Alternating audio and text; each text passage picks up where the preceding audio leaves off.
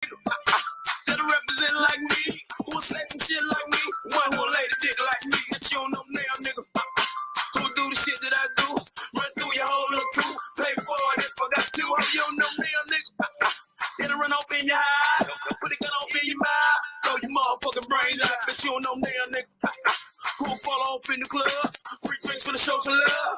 Let it ball for the buzz. Bet you don't know now, nigga. Who know more niggas than me? Who do more killers than me? And way more dope dealers than me? Bitch, you don't know now, nigga. No. Bitch, you don't know now, nigga. No. You don't know now, nigga. That dress fresher than me. And you don't know now, nigga. That way more polo shit than me, bitch. You don't know now, nigga. Who do more freak stuff? And they put you with their legs up. Then I float all in your butt. And I don't know now, ho.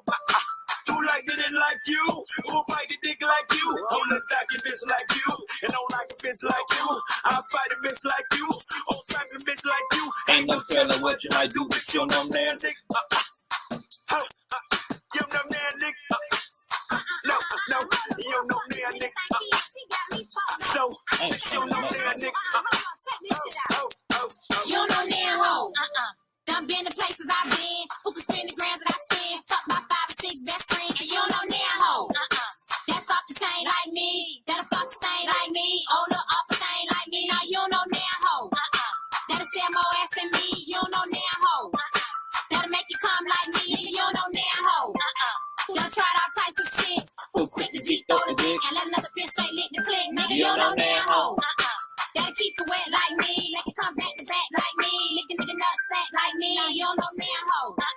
That'll ride a dick on a dime. Who love to fuck all the time. One who's pussy fatter than my bitch. You don't know now, ho. Hold up, baby. Hold up. What you said you'll do, bitch? Nigga, you heard what I motherfucking said. Well, baby, if you gonna be doing all this, then you need to be on my team, because I'm the realest nigga you motherfucking know.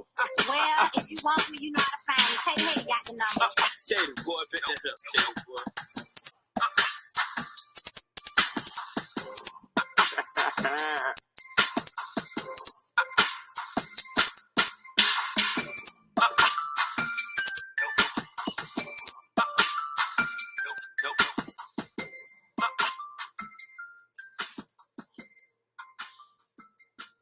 But you know now how what's going on, Conscious Crew?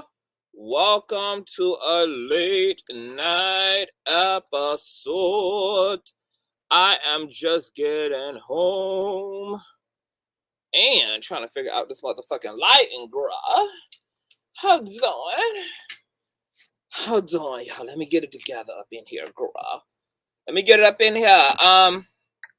If you're in the building, child, you already know what I'm about to ask you to do. Go ahead and hit the nasty piece of thumbs up, girl. Thumbing up helps with YouTube's algorithm, girl. Helps it to motherfucking recommend and suggest a platform and to get done what needs to be done, girl. Okay? If you're not subscribed already, go ahead and subscribe, girl, because if I like it, then, you know, you're going to love it.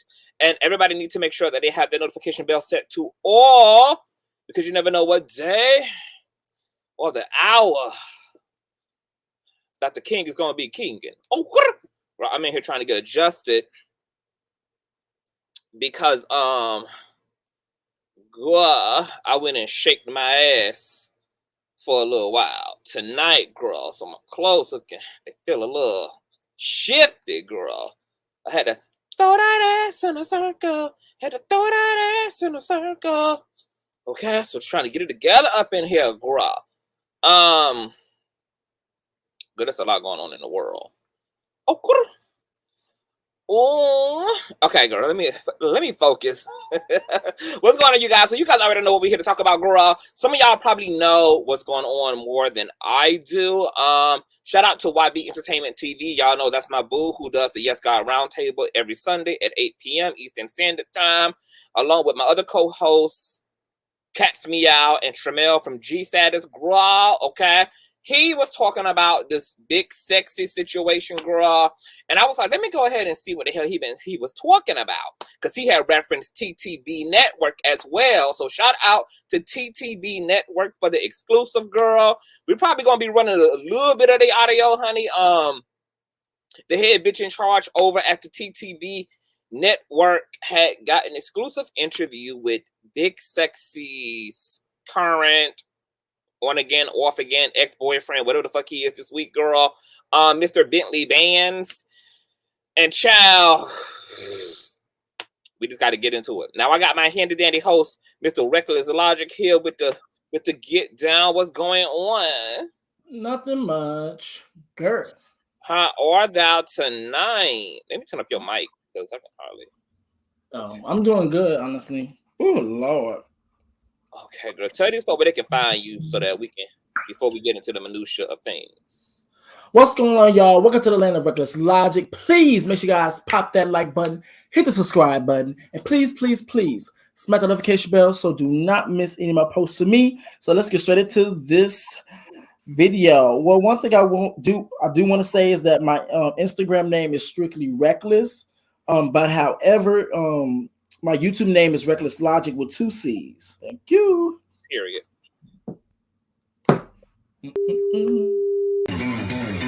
I know a place where you can recharge your soul. Baby, that's Consciouztv. And in the midst of brokenness, he gon' see your asshole. Baby, that's Consciouztv. You gon' heal, you gon' laugh and catch a little shade. Ooh, girl. Y'all know he be slaying, y'all better stop playing. Come hear what he's saying. Ladies and gentlemen.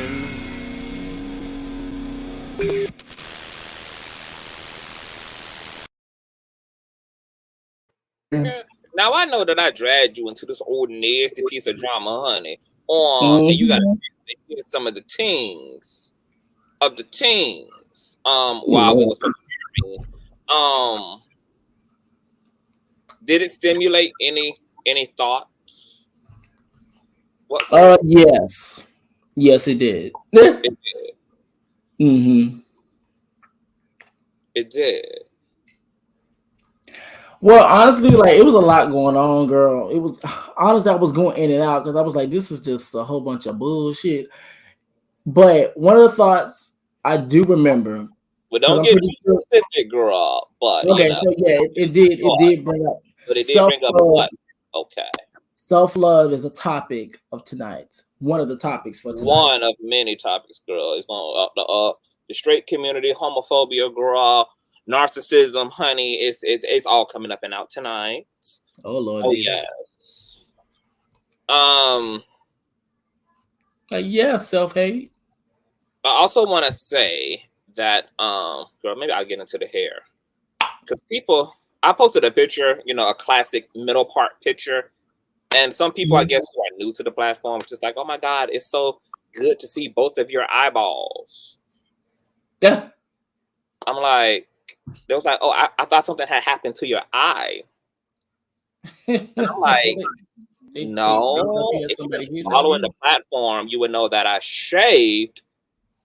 I have a side shave, girl. So all designs and things going on the side. What was the point of me doing all this if I was just gonna wear my hair parted down the middle on both sides, girl? Like, I shaved all this off so that I could do stars, lines, like, have your man's name, cut into my hair, girl, so that means that, old nasty flip over. It's the only way to expose the situation, but it is versatile hairstyle, so I can still do the middle part and all of that, but, this is my signature right now. It's side eye, bitch, because I've been side eyeing the fuck out of 2020, 2021, 2022 like a motherfucker, bitch.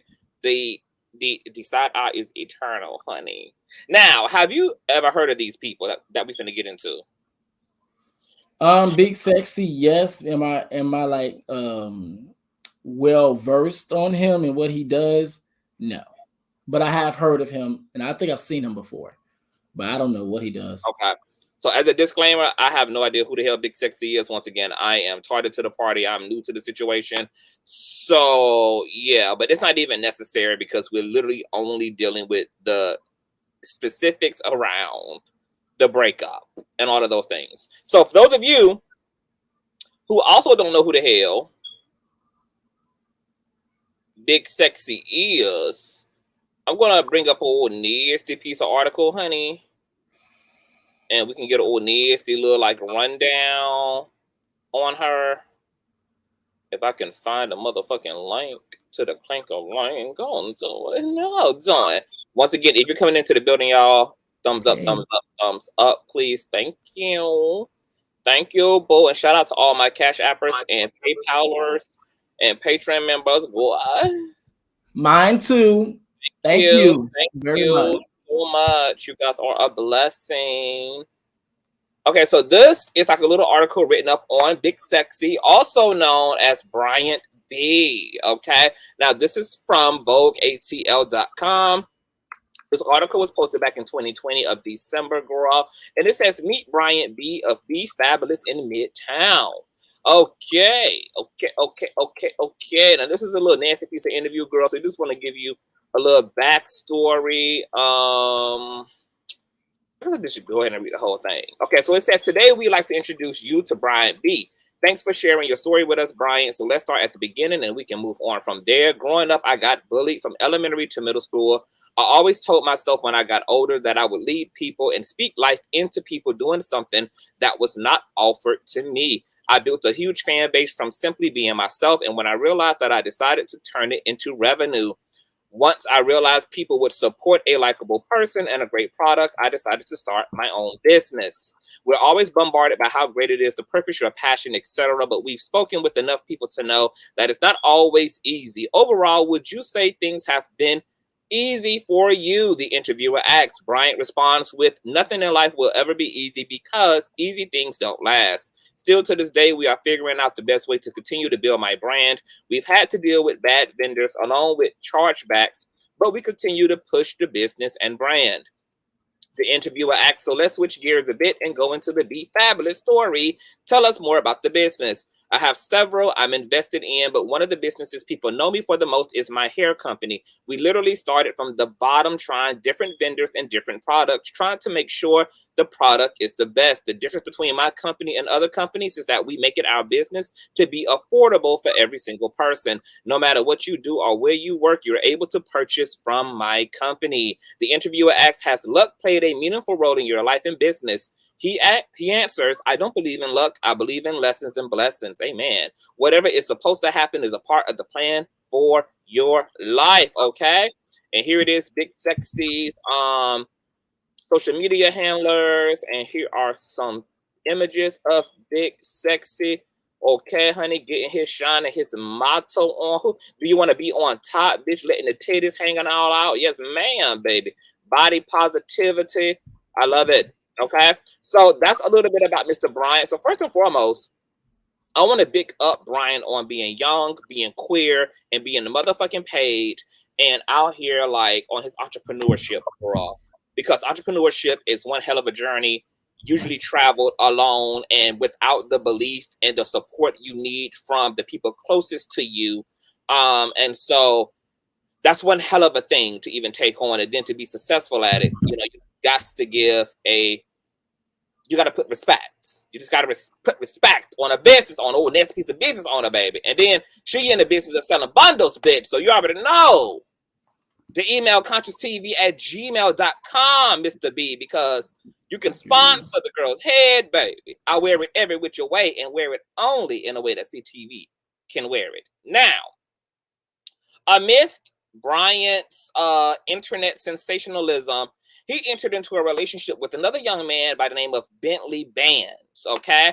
Now, according to Mr. Bentley Bands, him and Big Sexy, aka Bryant, spoke for several months via phone, long distance, before they took their relationship to the next level, which was moving in. Okay, now they moved in for a few months, no more than half a year, where they living together, and all hell broke loose, resulting in Bentley taking to, not Bentley, but Mr. Bands, Bentley's ex-boyfriend.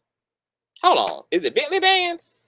It's Bentley Bands, bitch. Mr. Bands taking the social media to drag Big Sexy girl. Now, I didn't see the initial video, honey, but the initial video he did must have been hell of explosive, child, because it got the girls girling. Mr. Bands alleged that Big Sexy was a controlling narcissistic, no shower taking heathen, okay, who didn't want him to have a lick of sense, okay? He alleged that Mr. Big Sexy might be big and sexy, but he alleged that he's also big and stank as hell as well, girl. That he partially wipes his ass and he showers once a week, and you know, he's just real dusty and nasty in that kind of a way. Well, y'all know Big Sexy girl probably also has equally a big ass mouth, and he wasn't gonna take it lying down. So of course, honey, he did his own response video, okay, in an Uber full of him and his good girlfriends carrying on, girl, okay, responding to the shenanigans of it all. And TTB Network got some of that exclusive from Mr. Bentley Bands himself. So let's just listen to a little bit, girl, of what TTB Network caught. And matter of fact, Reckless, can you do me a favor? Can you pull up an old nasty disclaimer and read it aloud before we play this intellectual content that I'm sure that TTB Network don't mind, because you know they support the platform and everything, but you know we always gotta follow safety calls. So now Reckless is following that girl. Yes, Shy Bentley just dragged, said that Big Sexy don't brush the teeth in his big ass mouth, girl, that he just run there smelling like mustard and tuna, girl, smelling like pipe sewer, girl, just, you know, all type of things, and bacteria is forming in the mattresses and things, honey, that the house is nasty, wow. You know, just this is allegedly, bitch. So, you know, Big Sexy, you gotta send Big Bentley, bitch, to cease and desist, girl. But well, I have the copyright disclaimer. Okay, go ahead. Can you read it aloud? Warning. Copyright disclaimer. Copyright disclaimer under Section 107 of the Copyright Act 1976. Allowance is made for fair use for purposes such as criticism, comment, news reporting, teaching, scholarships, and research. Fair use is a permitted by copyright statute that might otherwise be infringing. Nonprofit, educational, or personal use tips the balance in favor of fair use. Period. Let's do it. Girl, y'all make sure that y'all give a click in the view and old Nancy subscribe, girl. Period. To TTB Network, honey, who got the exclusive once again. This is the name of their channel, TTBN Network. Okay, girl. So let's play a little bit of Bentley's experience, child. Turn y'all headphones up. The audio does go out, because this is an Instagram live interview, so I can't control the audio, bitch. Y'all gonna have to just plug your headphones in and listen closely. Okay. Prey on people, and I've heard him say multiple times he'd rather fuck with somebody that's broken. But it's like if you're not broken anymore, then he don't feel like he has something to fix. So it's like for me, I'm constantly trying to walk into this light because I'm trying to walk into peace, but ultimately I gotta be peace. Like I let this man control every aspect of my life, like from how I dress, to what I wear, what time I get up, where I go. So you can't take my independence away from me as a man. If I decide to work a 9 to 5, you can't diminish that. If I decide to stand up and sell lollipops, you can't diminish that. Because one thing for sure, you had to start somewhere. Because you have too much pride working 9 to 5. Don't mean that I have to have that pride. You know? And honestly, everybody that knows Bryant knows he's the type of motherfucker that's going to get online and he's going to tell it like it is. There's no, cutting corners type of thing. Okay, so y'all saying that it's echoing. I might just cut the audio all together and just give you the play-by-play verbally, which I also don't mind doing.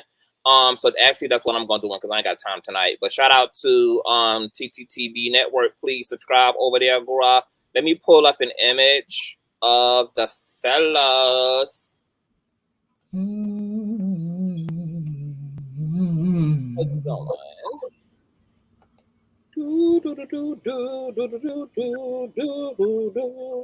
Okay, so this here is the Distress X. This here is TTB Network host, okay? And this is Big Sexy Girl going clean the fuck off on both them hoes, okay? Now, where my notes at, girl? Let's get into it, girl. Let me just give y'all the old nasty verbal play-by-play, child. Okay, so, girl, this is what I gathered, girl. Okay, from the 2-hour show that TTB Network premiered for us all, is that he stated that him and Big Sexy spoke for several months before he moved in with Big Sexy and gave up his life, okay? He said that he had a good paying job, girl, back at home. Even though he was at a low place in his life, he was making that coin, girl. The water was running, the toilet was flushing, girl. The food was fooding, girl. The refrigerator was refrigerating, girl. That he was stacked, you know, making a good solid, you know, $24 to $25.75 an hour, girl. You know, living his best depressed life. And this bitch. him and Big Sexy were getting to know each other long distance, you know, for a little over a year before they decided to take it to the next level. Now, Bentley Vans is from Oakland, girl, okay? And Big Sexy was down up in that old nasty piece of Atlanta, Georgia and everything. So that's where Bentley ended up commuting to, girls, to be with Big Sexy. Now, Mr. Benz goes on to also allege that Big Sexy tried to control him through finances, okay? That he only was pretty much dropping $1,000 on him a month. He was scratching for pennies, and sometimes that amount turned into 400 or 500 in his account, and that Big Sexy did not want him to have any independence outside of chauffeuring him around and pretty much being his personal water boy. Okay, that when Mr. Bands would go to talk about, you know, him wanting a job, he wants some independence. You know, he's a Bible carrying homosexual who believes that if a man don't work, he don't eat. And even though he can eat off of $1,000, bitch, he can't be fabulous off of $1,000, bitch. So, you know, he needed more on the annual salary than what Big Sexy, you know, was laying down in the motherfucking bank account and checking account every month, girl. Okay, that just wasn't gonna cut it. And every time that he would go to talk about financial independence and having practically a life outside of Big Sexy, that it always was a goddamn problem. Now, he also alleged that Big Sexy used to passively make statements like his attraction to being with broken people. Okay, that according to Bentley, Big Sexy likes a old wounded nigga, unemployed trade girl, you know, just an old nigga he can, I assume, manipulate, honey, somebody who could be super codependent on him so he can have a false sense of security in the relationship and things. So he actually liked niggas who ain't have shit. He liked niggas who couldn't compete where they couldn't compare, girl. He wanted him a old nasty Kenneth girl, Petty girl, a old nasty piece of Kenneth Petty, baby. Okay, straight up out Shawshank's Redemption, bitch. Now, he also went on to speak about how Big Sexy was allegedly verbally and emotionally abusive, honey, that there was one altercation toward the end of their relationship that resulted in Big Sexy allegedly threatening to bash and bust and throw his motherfucking forehead through a motherfucking car window, honey. He was quite traumatized by that Big Sexy would constantly for no reason at all, find all type of ways to be cussing and fussing with him for no reasons, girl. You know, it was really giving me narcissistic tease, girl. Okay, this how the narcissist be, child. Okay, and then there was the situation around K Michelle. Now, y'all know because Big Sexy is an influencer, girl. You know, of course, he has his fair share of industry connections and friendships, and one of those connections was K Michelle, girl. Y'all know K Michelle, bitch. You can't raise a man, girl. Okay? Love them all, girl. Okay, but y'all know. Hold on. Where's K Michelle from? Memphis. Okay, see, what that bitch didn't tell y'all is the reason why her ass can't raise a damn man is because the cost of living is too motherfucking high in Memphis, bitch, to be raising a motherfucking nigga up under your roof, girl, okay? So, Memphis, keep the rent high, bitch. It'll keep these women from dating these dusties and trying to be their supplemental mother, okay? But nonetheless, K. Michelle, when she got wind of Big Sexy having a new boo, apparently she did a video and spoke about wanting to have dinner with the bae, with the new boo, okay? And the fans had sent this over to Bentley, and upon pillow talk between him and Big Sexy apparently made a big to-do about this potential brunch or lunch or midnight dinner with K. Michelle and told him that after he meet her, he better bring his motherfucking ass back home and bet not get full of himself, because Big Sexy allegedly was worried that once Mr. Bands got a whiff of the good life and got a whiff of the clout girl, that he was going to haul ass, baby. So it seems to me that according to Mr. Bands, that Big Sexy was secretly held this belief that Mr. Bands might have only been with him for the sake of what he could do for him. Even though that was being contradicted by Mr. Bands wanting to get a whole real life job and make his own goddamn money the whole time. But girl, we'll get into it, okay? Now, at one point, girl, during the interview with TTB Network, honey, there was some supporters of both Big Sexy and Mr. Bands who popped up like, guess who, bitch? Ding dong. Apparently, Big Sexy's friend, hold on, TJ or CJ, girl, I couldn't really make out whether it was a T or C. Y'all know them country assholes don't be enunciating their words, properly, girl. So I'm gonna say TJ, bitch. Okay, TJ had popped up, girl. TJ here, girl, is a friend of Big Sexy, and he came to have his friends back.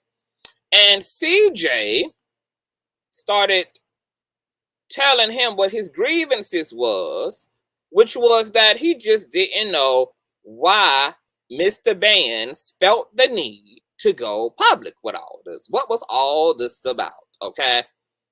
Why you had to bring it to social media. Now you done thrown yourself into the lion's den. You know you gonna get ate up and chewed up out here, okay? Why you bringing all these folk into your business, blah, blah, blah, blah, blah. He also went on to say that even though he can't tell Mr. Bands what his experience was of his friend Big Sexy, that he knows his friend enough to also know just what he will and won't do, which was his way of basically saying to Mr. Bands that I believe that some of what you're saying is bullshit, bitch. Some of what you're saying, girl, is just straight up bullshit, girl. I can't 100% tell you what it is and what it ain't, girl, but based upon me, who's known them longer than you, girl, some things just not quite acting up. Well, once Big Sexy's friends started hopscotching up on the live, baby, okay, Mr. Band supporters wanted to come through as well, baby. Okay, like a good squad is supposed to do, baby. It became a war of the tribe, girl. And hold on.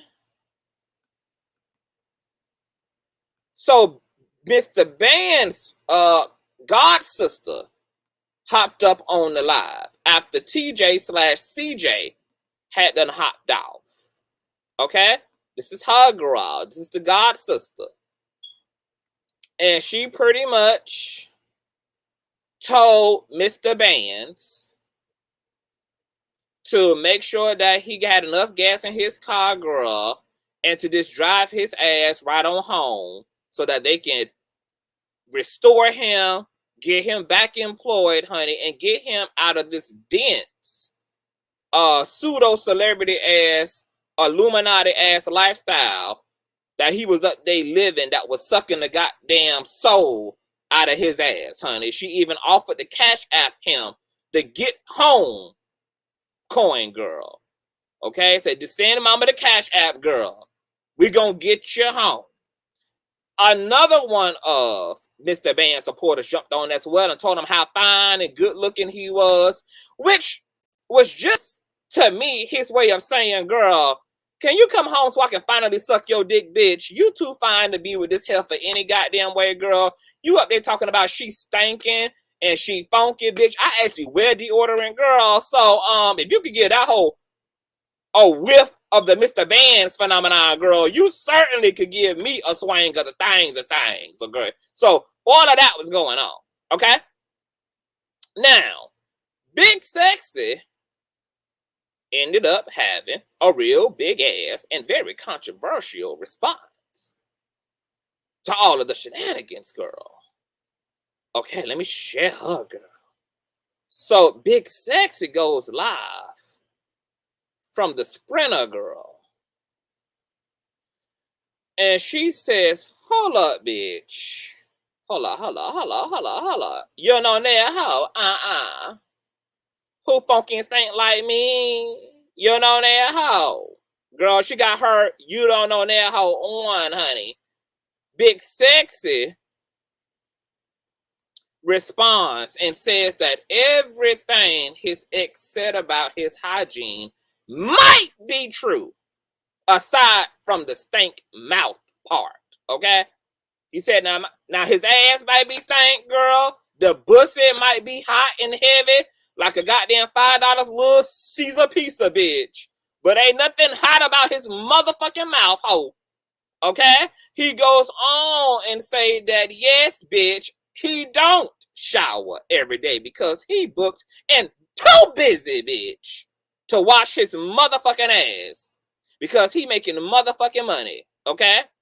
He also said, girl, now these are his words and not mine, bitch, that he does not wipe his ass entirely, that he don't wipe his ass completely, that sometimes the wet wipe misses a whole left side of his body, girl, and he just will yank his drawers up, honey, and haul ass and say, girl, I'll get it later, any spot that I miss, girl. So he'll sit that ratchet, raunchy, funky ass back in some drawers, girl, and carry them skid marks around town and around K. Michelle and around Tinashe and Sierra and them, girl.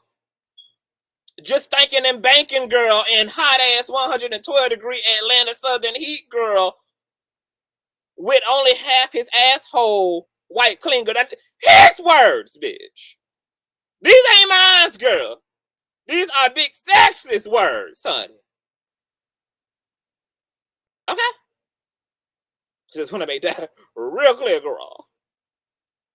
Real clear, girl. And then, after he spills his own tea and confirms everything the ex saying, girl, about the filth and the bacteria and the agony that is spread all over his body, girl,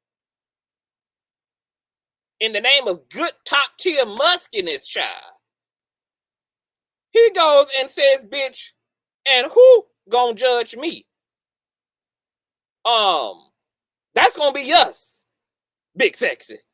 Bitch, we gonna be the ones judging your funky booty, stinking cootie ass, girl. Okay? Now, apparently, girl, Big Sexy also alleges that there was this incident, girl, that he's not the one who's emotionally off in the relationship, that it's Mr. Band's bitch who got the game all fucked up, girl. Okay? Because he recounts this time, okay, during the 3-4 months they was together, where he had dropped Mr. Band's off to the local Bojangles, bitch. Okay?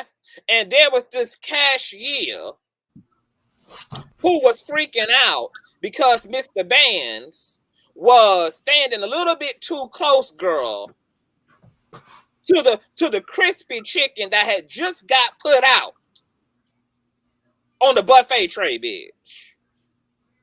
Okay? She thought that Mr. Bands was just a little too close to the fried chicken, bitch. And I'm going to assume that this Bojangles worker was probably concerned for the chicken, because if Big Sexy was indeed not washing his ass, then eventually Mr. Bands probably started smelling like ass as well, girl. And she just didn't need to be losing her motherfucking minimum wage job because unsuspecting Americans pulling up to the Bojangles drive-thru was being handed a motherfucking box of fresh, crispy, ass-smelling thighs and white meat, bitch.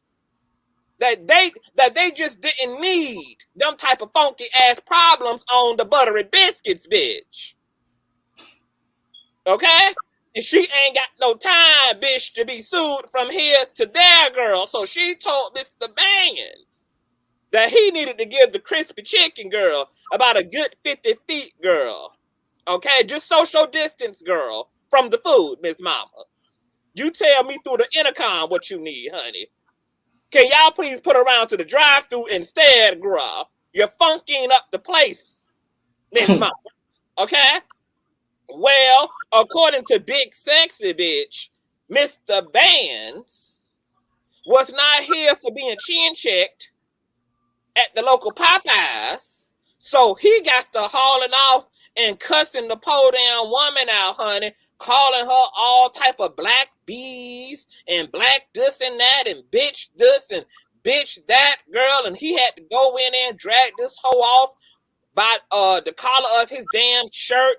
He had to go in and have a damn therapy session with the girl, honey, apologize on his behalf, honey, and that there were just these types of angry outbursts by Mr. Bands. Okay? Big Sexy goes on to say that all he did was give this hoe a roof over his head, food in his mouth, a purpose, and a motherfucking dream, bitch. Okay? But that you just can't help confused trade out, girl. Okay? Now, he went on to say that Mr. Bands also did not want to open up about his past. Big Sexy goes on to talk about what God is showing him. And all that Big Sexy said about what God was showing him, girl, he never said that God was showing his ass to the bathwater, girl. I never heard him say that God was showing him, girl, how to utilize the shower, girl. How to at least, girl, function the sink for an old nasty bird bath, girl. And all the wisdom that God was bestowing, girl. God was never allegedly leading his ass to no goddamn fresh water and soap, bitch. Okay? But God was allegedly talking, girl. Okay? Telling him all these life lessons and what he need to be learning, girl. That didn't involve learning how to manually utilize a bar of soap, girl. Never utilizing, girl, a wash rag, honey. Never utilizing the squatting position and never utilizing an entire roll of tissue for your asshole. None of that. But the Lord of all lords, girl, was talking to him through and through. Through and through, bitch. Now,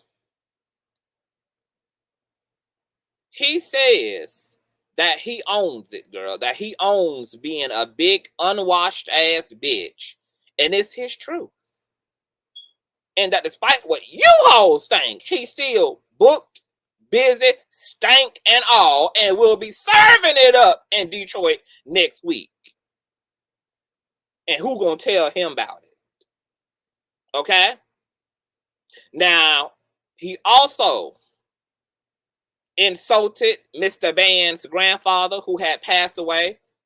He said that Mr. Band's grandfather looked like a cheap thrill in the casket, girl. Went below the belt, talked about the way the family had the man dressed in the casket in the coffin, girl. Okay? He said that he's a man and that Mr. Vance is a sissy. He said that God is telling him to stop trying to fix people and fuck around and fuck up his household. Okay? Because what God should have been telling his ass is how to fix his fingers to find a goddamn plumber and some housekeepers in the yellow pages, bitch. To come and get that motherfucking household in some real order. Big and Sexy is in the video with some of his homeboys, girl. And then the gag of all gags, girl. The friend was sitting behind Big Sexy, accidentally exposing his ass, talking about his heart been with a whole other nigga the whole time that he been with Mr. Vance. While Big Sexy out here trying to proclaim his innocence and his unconditional love for his ex-girl while he yabba-dabba doing with his new veneers, girl. The best friend in the back seat spilling all the goddamn tea accidentally about how he was having a whole damn emotional affair in his heart with some other nigga.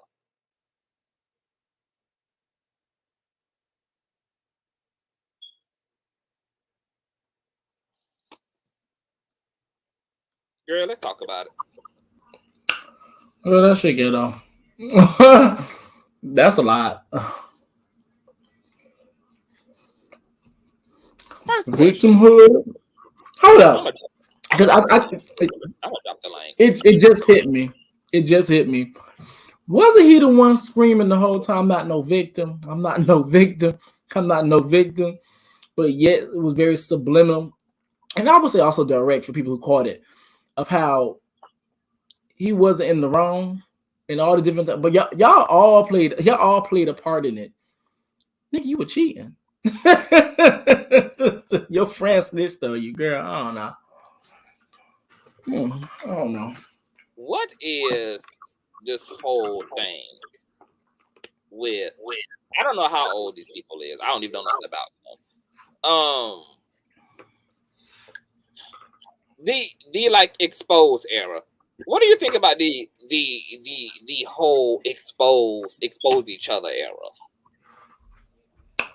I'm gonna say this. I don't fuck with the whole thing when it comes to like, exposing. Now, if it's like valid reason, as in like if they say something and they like manipulate it or they like cut certain things off, you're like, all right, fuck it, bitch. Since you want to go there, we can go there, and you expose the truth. I'll take that. Yeah. But however, when it comes out to you exposing and stuff, that really shows me a character flaw. Be honest with you. Because while you exposing, I'm listening and I'm watching. I'm not watching simply only because of what you're about to expose as an exposing the other person. I'm watching to see how you operate when you're mad. I'm watching to see how you operate when you feel, I guess, when pressure's put up against you. That's what I'm watching for. Because then I'm like, oh, okay. Just make sure I don't share shit with this bitch over here. But the whole exposing thing to me is kind of lame. I'm not gonna lie. And that's the quickest way to really burn a bridge for me. I never understand what is the actual purpose. Like, y'all gonna troll each other. Neither one of y'all gonna lose no money. Neither one of y'all gonna lose no supporters. Neither one of y'all gonna be in prison because of how toe up y'all damn relationship was and who the hell was at fault. So I'm going to assume that people run to social media for just an immediate relief. Immediate relief. And here's the thing, right? I was about to give Bentley. No,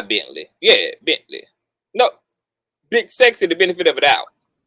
Yeah, I'm about to Because, say. you know, whenever it comes to bad breakups, it's common for niggas to, you know, for people to drag each other's sex, drag each other's private parts. Oh, you little dick, this, and you stink pussy bitch, and you, like, I get it. But I'm thinking to myself, girl, how in the hell, Mr. Bands, are you going to say all that about Big Sexy and think that it's not equally a reflection of you, bitch? You laid down with it for months. You fucked on Big Sexy's body for months, bitch. Bitch, I would not have gotten out here and said those things about my nigga. Because you can't say that type of shit about him without it being an equal motherfucking reflection of you, girl. He ain't brushing his mouth, but you kissing him all up in it. He don't wash for 4 and 5 damn days, and that's even according to him. And y'all eating ass and sucking dick and riding face and having all type of anal play, baby. And all this goddamn fungus is growing all up out of the goddamn nooks and crevices of your nigga's body. Girl, I would have been too embarrassed to say something like that. Now, I was going to give Big Sexy the benefit of a doubt and just be like, girl, Van's just talking shit. This is what niggas do because they don't want nobody else to have you, girl. So they got to say the worst shit they can, girl, to keep the new niggas from up off your girl, or to keep the new bitch from off your girl. Got to talk about your dick and all of that, girl. They got to do all that. But for him, for Big Sexy to go and confirm the shit, I'm like, bitch, where they do that at? You gonna come on this motherfucker loud, proud, bold, and wrong. Who takes pride and not washing their ass?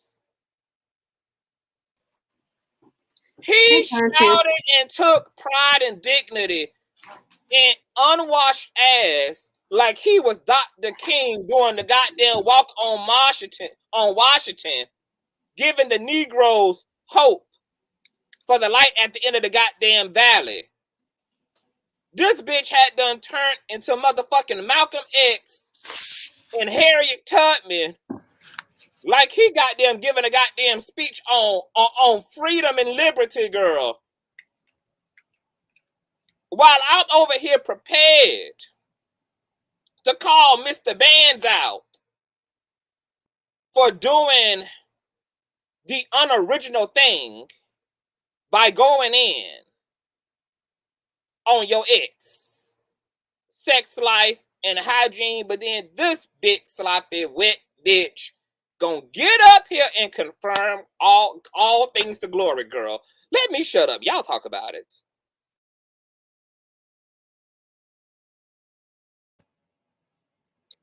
Hey, Reckless. Hey, Conscious. I'm not actually sure who these people are, but this is not a good light at all in the community of heterosexual people or homosexual people, and we're of people of color, because if anybody's ever seen the movie, it's with Jared Leto. What is it called? When he was down south and it dealt with homosexual people and HIV and AIDS and stuff like that. They already think that Black people are dirty, and that when you go behind them in the bathroom, they have to have a separate bathroom and bleach and Lysol down. When, as a matter of fact, in the community of Black people, especially if you grew up with grandparents, your house is spotless. You using Murphy soap oil. You scrubbing down walls on Saturdays to gospel music. He should have not done that. He should have not done that. That was rude, disrespectful, hurtful. Like, I'm just confused on where this was coming from. He better Captain Morgan. These are the type of children that I'm okay with their parents divorcing them and abandoning them and turning them into the foster care system, girl. Because if my child got out here embarrassing me to this extent, when to Jessica's point, girl, you know that I raised you to use Clorox. I raised you to use wet wipes, disinfected, girl. We washed the walls once a month, girl. We was tidy and righted, child, and then you get out here and talk about how you know that you leave unwiped spots after you do number 2 and yank your pants up anyway and go on about your professional business. Girl, you're going straight into the foster care system. And that's all Periana to the period. Fucking A. He sounds like one of those kids. You ever had those, like, it's like kids, girls and boys, to where they're so traumatized that when you tell them to get in the shower and you go in the bathroom and they sitting on the toilet and they ain't even touched the water ain't touched nothing but the floor. Let me tell you, it's just steaming. Let me tell you, in the age of Aquarius, the divine feminine is also exposing the fuck out of the black community. It's a lot of things that we used to think that only white people do. Remember all that shit that happened during the pandemic last year where white celebrities was out here proud and loud, talk about how they take bird baths and they only shower once a week or every several days, and the black community went in on mayonnaise people, and then this sloppy big toe bitch got his ass up here, black and melanated, and gave the mayonnaise culture a win on the scoreboard. Mm-hmm. Mila Kunis and Ashton Kutcher said that they don't wash their children until they see visual dirt. So that means you had to be rolling around in the dirt with your diaper on for some days, and you not giving your babies no bath. Honey, Ice-T wife Coco out here breastfeeding her damn 7-year-old, talking about she only washed the parts that matter, like under her arm and her genitalia. And she leave everything else slimy.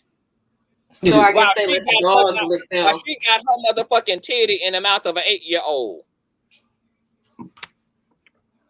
While she putting her funky ass right titty in the mouth of her damn 8-year-old. She out here only washing the parts that matter. The parts that matter. I didn't know we had parts that didn't matter. Makes you feel that makes you have so much appreciation and like feelings for the OBGYNs, because half of these people, you know, when they go to give birth and get their checkups, I feel really bad for the noses, the eyes, everything of the healthcare people.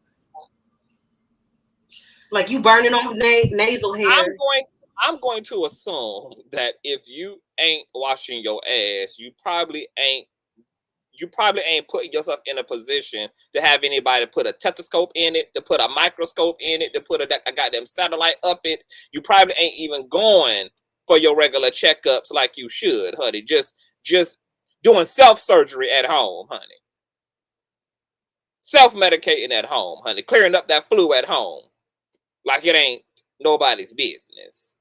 So that omission right there, that omission for Big Sexy to get up here and own not washing his ass loud and proud, leaving skid marks on his actual ass crack, girl, let that alone makes everything that Mr. Ban said true, bitch.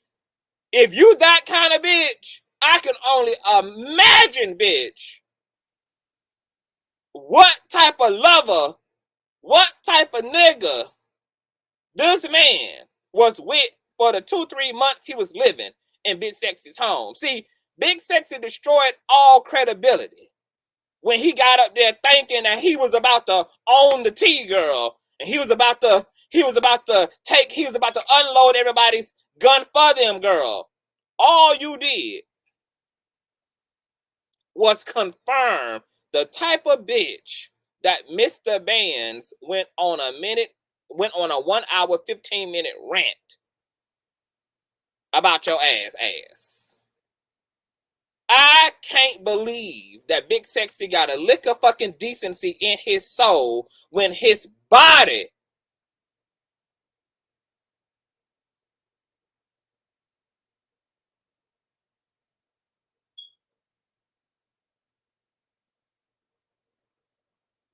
I mean, do I need to complete the sentence, girl?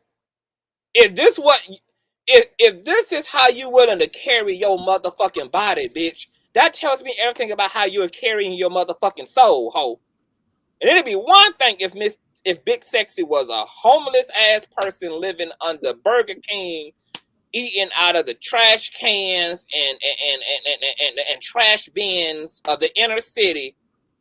But you got the nerve to be out here saying you make money, you live in luxury, you eat in luxury, but you choose to eat and live in luxury with a funky ass.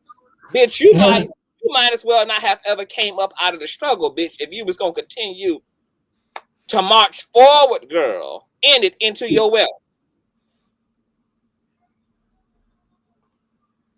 This bitch might as well still be living in the hoods of Oakland, the hoods of Buckhead, girl. What is the point of living this high? Just to still have your ass not hitting no type of water for days on end. Out here in a post-pandemic at that, girl. Post-pandemic, well, cleanliness damn near got to be second nature at this fucking point. But post-pandemic funky ass.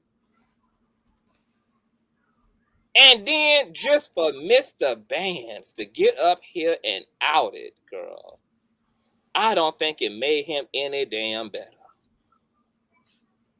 I just can't believe that I just knew Mr. Bands was lying out of the thickness of his motherfucking throat, girl. I was ready to have Big Sexy's back until Big Sexy got his big ass mouth up here and screamed to the top of the highest mountain, girl, that he stank and he proud, bitch. He unwashed and proud, bitch.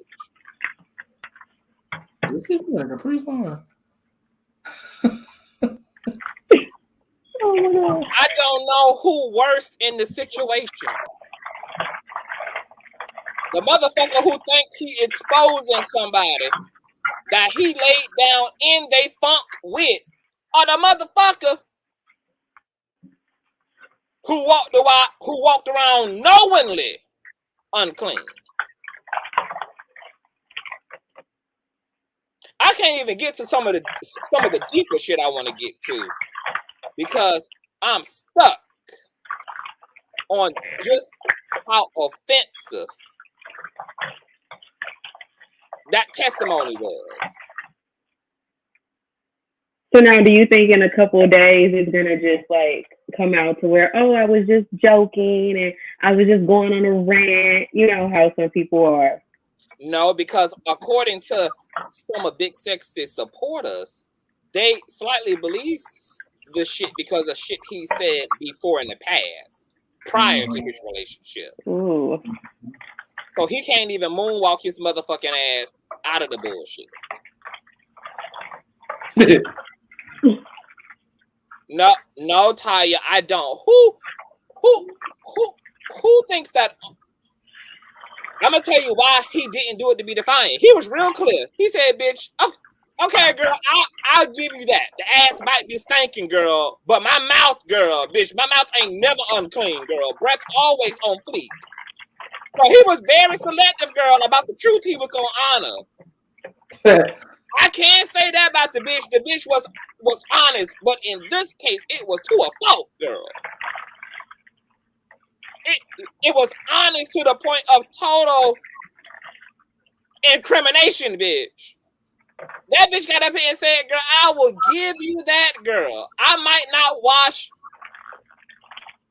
the hot parts, girl. Oh my God. That bitch got up here and said, girl, the mouth, bitch, you could never, bitch. It might be true, girl, that the vibes are vibing everywhere else, girl, where they shall be hitting on the body, but not the mouth, Miss Mamas. That's what you won't come for. So that bitch was very clear Mm-hmm. and standing in his brutal truth, thinking that he was being cute and getting ahead of the narrative by taking ownership of some shit he should have lied about, even if it was damn true. How do you feel comfortable walking around So how like you gonna get that? up there then and try to argue that you got any type of lick of motherfucking logic and rationale and sense And money. as it relates to all these things this boy is saying, when you gonna get up here and be proud to be not having enough time in your day to wash your ass, girl? If that's the way your schedule set up, bitch, I need you to actually take some of that money off the table, bitch, because it ain't no amount of money that's worth collecting that should have your ass out here with not a lick of time to hit a 10-minute shower on a good day, at least once a day, bitch. So how can I believe? How can we believe anything else? How can we believe that you're not emotionally filthy? That you're not spiritually filthy? That you're not mentally filthy, like Mr. Vance is saying? Because if you don't care about your outward, bitch, ain't no telling what the fuck your inward is set up like.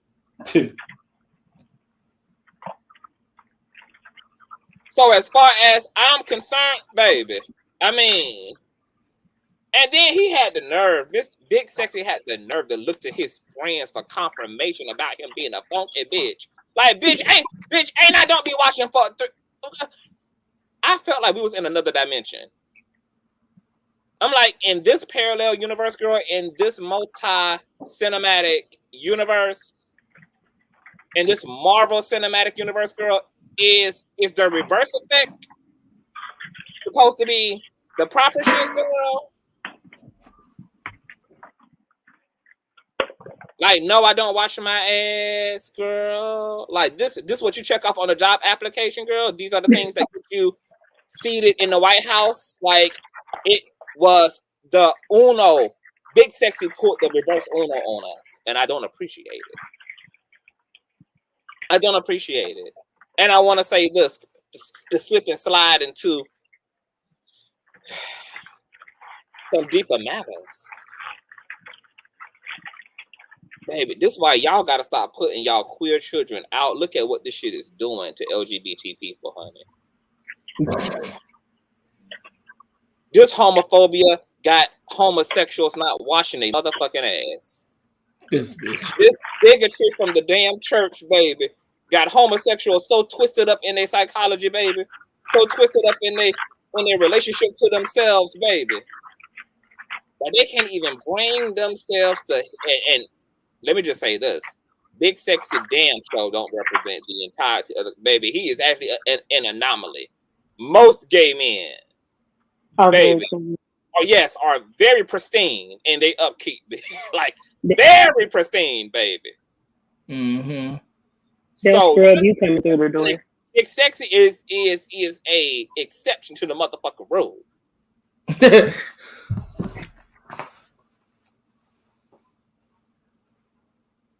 Yeah, he be doing twerk videos. Yeah, you can only imagine what that twerk air smell like. I am washing dishes. Somebody said that I was being petty, but I'm washing dishes. My husband on the way home. These dishes got to be washed.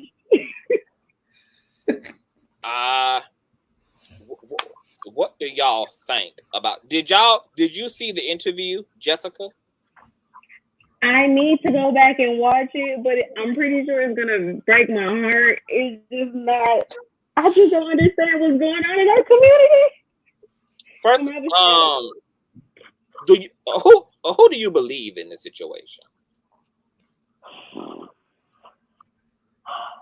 It's like a double-edged sword. I believe the person from the exterior part of the relationship, the person that was broken up with, and that's not the Big Sexy, but the other person.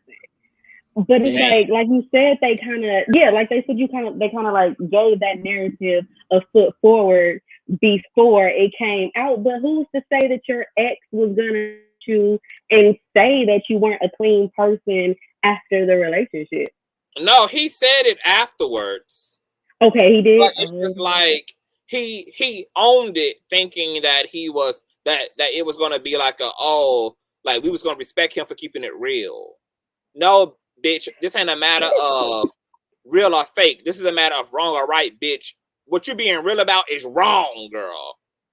Yeah. You're wrong, big sexy. Fuck being real, bitch. What you're being real about is wrong.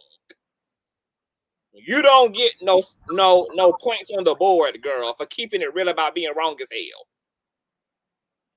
And maybe it's a mental thing too. Go ahead.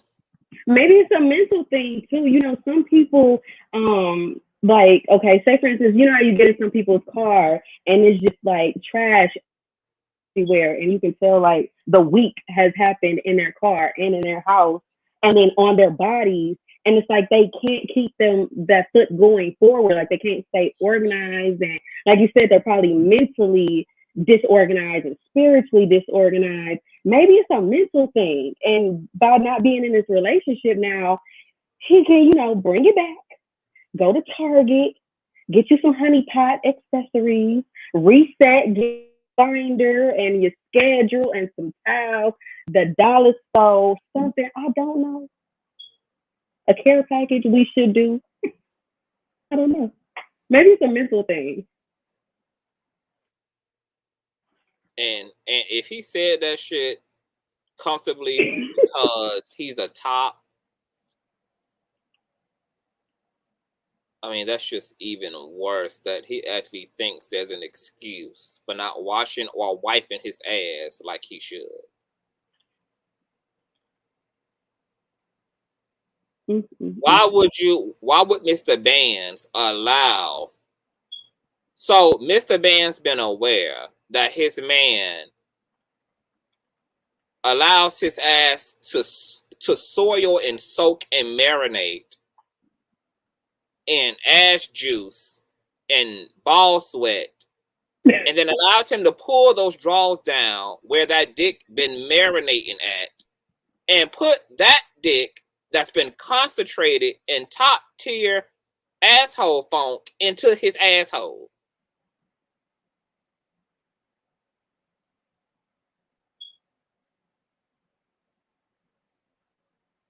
This is how you transfer generational curses physically.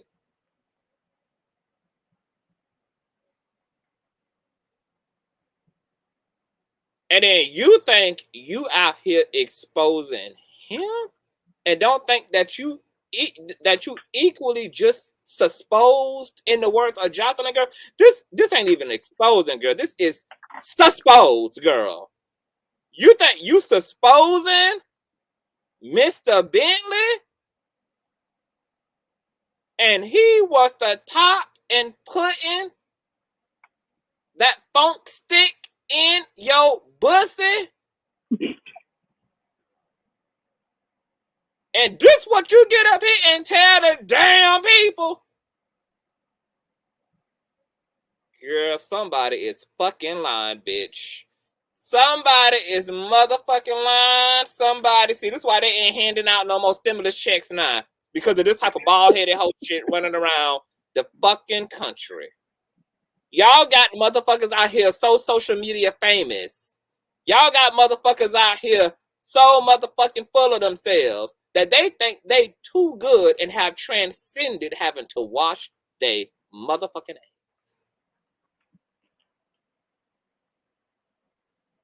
I wonder what he does in the Now, if there's anything worth canceling the bitch over, this is worth cancellation.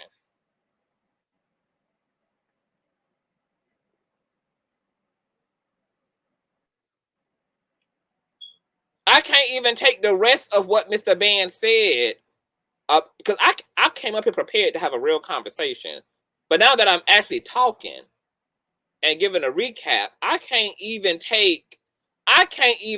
get to Mr. Band's tears and trauma and the control and the narcissism, because what the fuck was you expecting from a motherfucker who didn't even respect their own body enough to clean it on a regular basis. You thought that a motherfucker was gonna have more love and respect for you than they have for their own body. You didn't understand that the two are interconnected to one another. You didn't know that how a person treat themselves is how they, in fact, girl, are going to be treating you.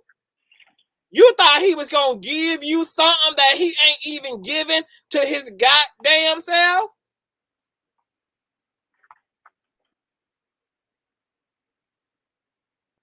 Do you think he was always like this, or did it kind of like happen in later adulthood? I don't even know these people, Jessica. This was my first. This is unfortunately the way that I'm introduced to Big Sexy. I ain't never seen this man before in my life. I ain't never seen a single video. I can't tell you what he has done and ain't done. This was the way I was exposed to him, because I was sitting around watching another commentator / friend speak about the situation. And then went over to the platform where he said the interview was, to hear the interview, and that was my introduction. I don't know what creates something like this. Maybe this is the most functional high-end depression I've ever seen or heard of, because I know that people who suffer from depression sometimes will be like self-loathing and self-destructive in this way. Like, I got a cousin who suffers from schizophrenia, and she also suffers from chronic depression. And during her bouts of depression, when things got really bad for her at times, she would not wash or brush her teeth. That's how she would punish herself. She didn't even have the motivation. Because how you gonna care about the body when the body is living a life that is unfulfilling to the soul? So of course you don't care nothing about the body, because your body ain't even having a enjoyable experience in the world. It's not even having a enjoyable experience in life. And I've heard a lot of depressed people speak about how sometimes they got so depressed that they would go weeks without washing. I just watched a video. Now, obviously, as a hair connoisseur, I was watching this hair, I don't know what you call them, like these cosmetology channels, and this woman was, how can I say this? She was restoring the hair of a Black woman who had got very depressed. I think she had went through a series of financial issues, job loss, and this woman did not wash her hair for a whole year. And her hair was completely all matted together, like one big bush.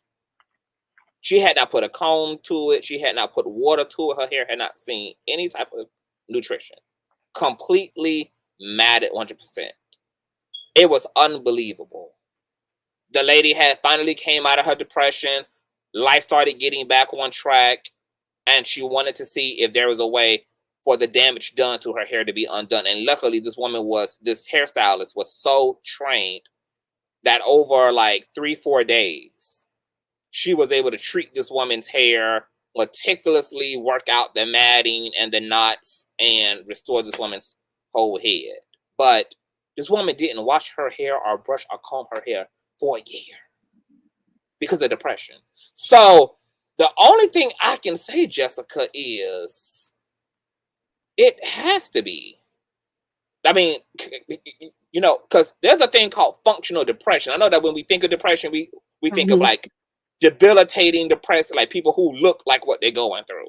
But then there's also like functional depression, which is everything looks just fine. like functional alcoholics.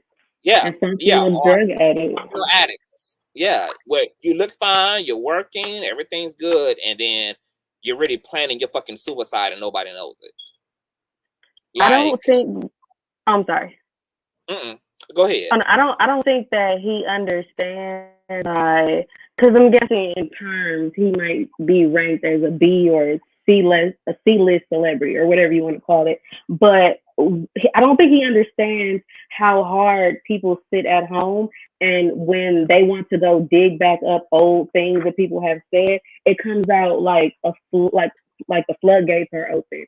And it's already bad enough that when the pandemic started, there were lawmakers saying that the reason Black Americans had like higher COVID-19 rates were because we don't wash our hands and do this and do that. There's going to be a lot of backlash from this. There's going to be a lot of backlash from this. And this isn't the first error that they just think that Black people are dirty. I mean, we've all seen that help. They built a bathroom on the outside of the house, and it was.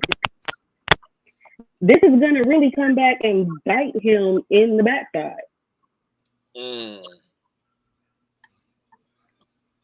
Yeah. And maybe he needs to see somebody. Like, they have therapy, they have medicine that can get you to go through things and talk it out. And maybe this whole not washing thing might be some trauma from years ago, to where he might have been in a position to where, you know, he did just like not wash because he had to keep moving, or be in a position to where he that. Who knows? But you should have healed from that. Well, should have is clearly something he didn't do. But you do have a good point. There might have been a time in his life, because in that article he did speak about going through a lot. He's been through a lot. The article spoke about being judged, etc., rejection. It also spoke about the struggles of starting from the bottom up. So maybe there's a point in time where the struggle got so real. Because let me tell you, I had a friend who, like, he grew up kind of weird. Like, his parents went through like these fluctuations of stability. So it caused his living to be unstable. And there were times where they didn't have running water. There were times where they had to like really bootleg their living, and they couldn't live like in traditional ways. Like, sometimes they even had to go fetch water from a well and all of this stuff. And he spoke about getting on his feet and getting his own place. And even when he got his own place, he still was like, he still had like this kind of like indoctrination, or he had been, poverty had conditioned him. So even though he had a functional working shower, he would like let the water run in the tub and then like wash from the faucet. He wouldn't actually ever get in it and like soak in it or get under a shower. Like, and it was because of like that PTSD from that poverty, still like that program was still running in his mind. It was still running in his consciousness.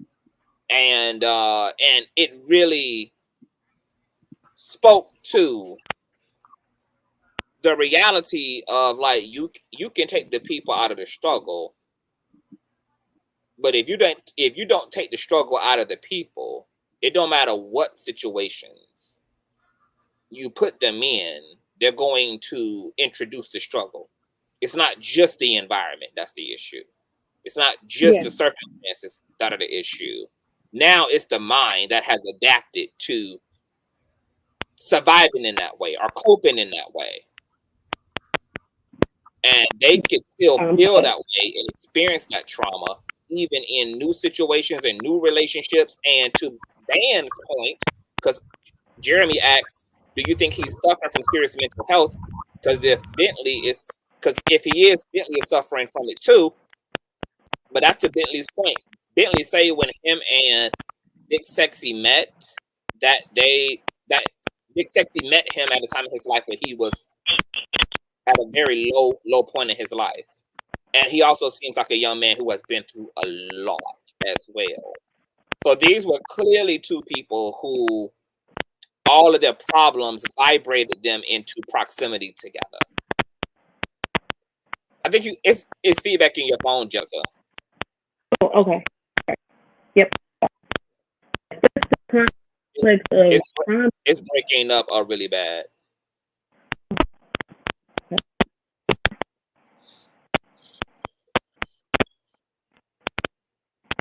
You might have to go out and come back in, Jess. It's breaking up, or we can't even hear anything. Okay, okay. Just come back in and come back out.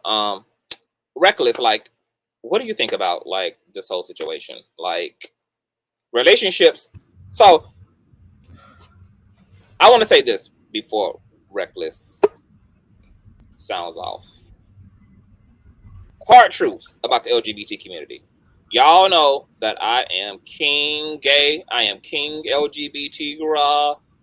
You know that I'm always gonna get cisgender heterosexual folks together on their privilege and their transphobia and their homophobia and their bullshit and their rah rah rah and their ka. But we need to talk about an ugly truth about the LGBT community, and I want to specifically talk about the Black LGBT community. Mayonnaise LGBT people are definitely fucked all the way up, but that's a whole nother story.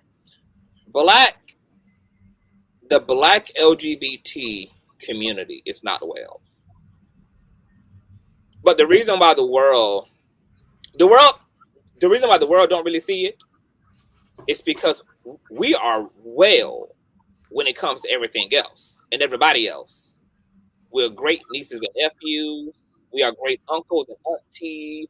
We are great parents. We are great friends, great best friends to our heterosexual counterparts. But the shit that the Black queer community has going on when they are alone in themselves is something beyond. The things that go on and that transpire amongst Black queer people is of another. There is a lot of insecurity, materialism, narcissism that shows up when it relates to our conduct with each other. The straight community don't see it. Our pain body comes up and out in our relationships and our social dynamics with other queer people.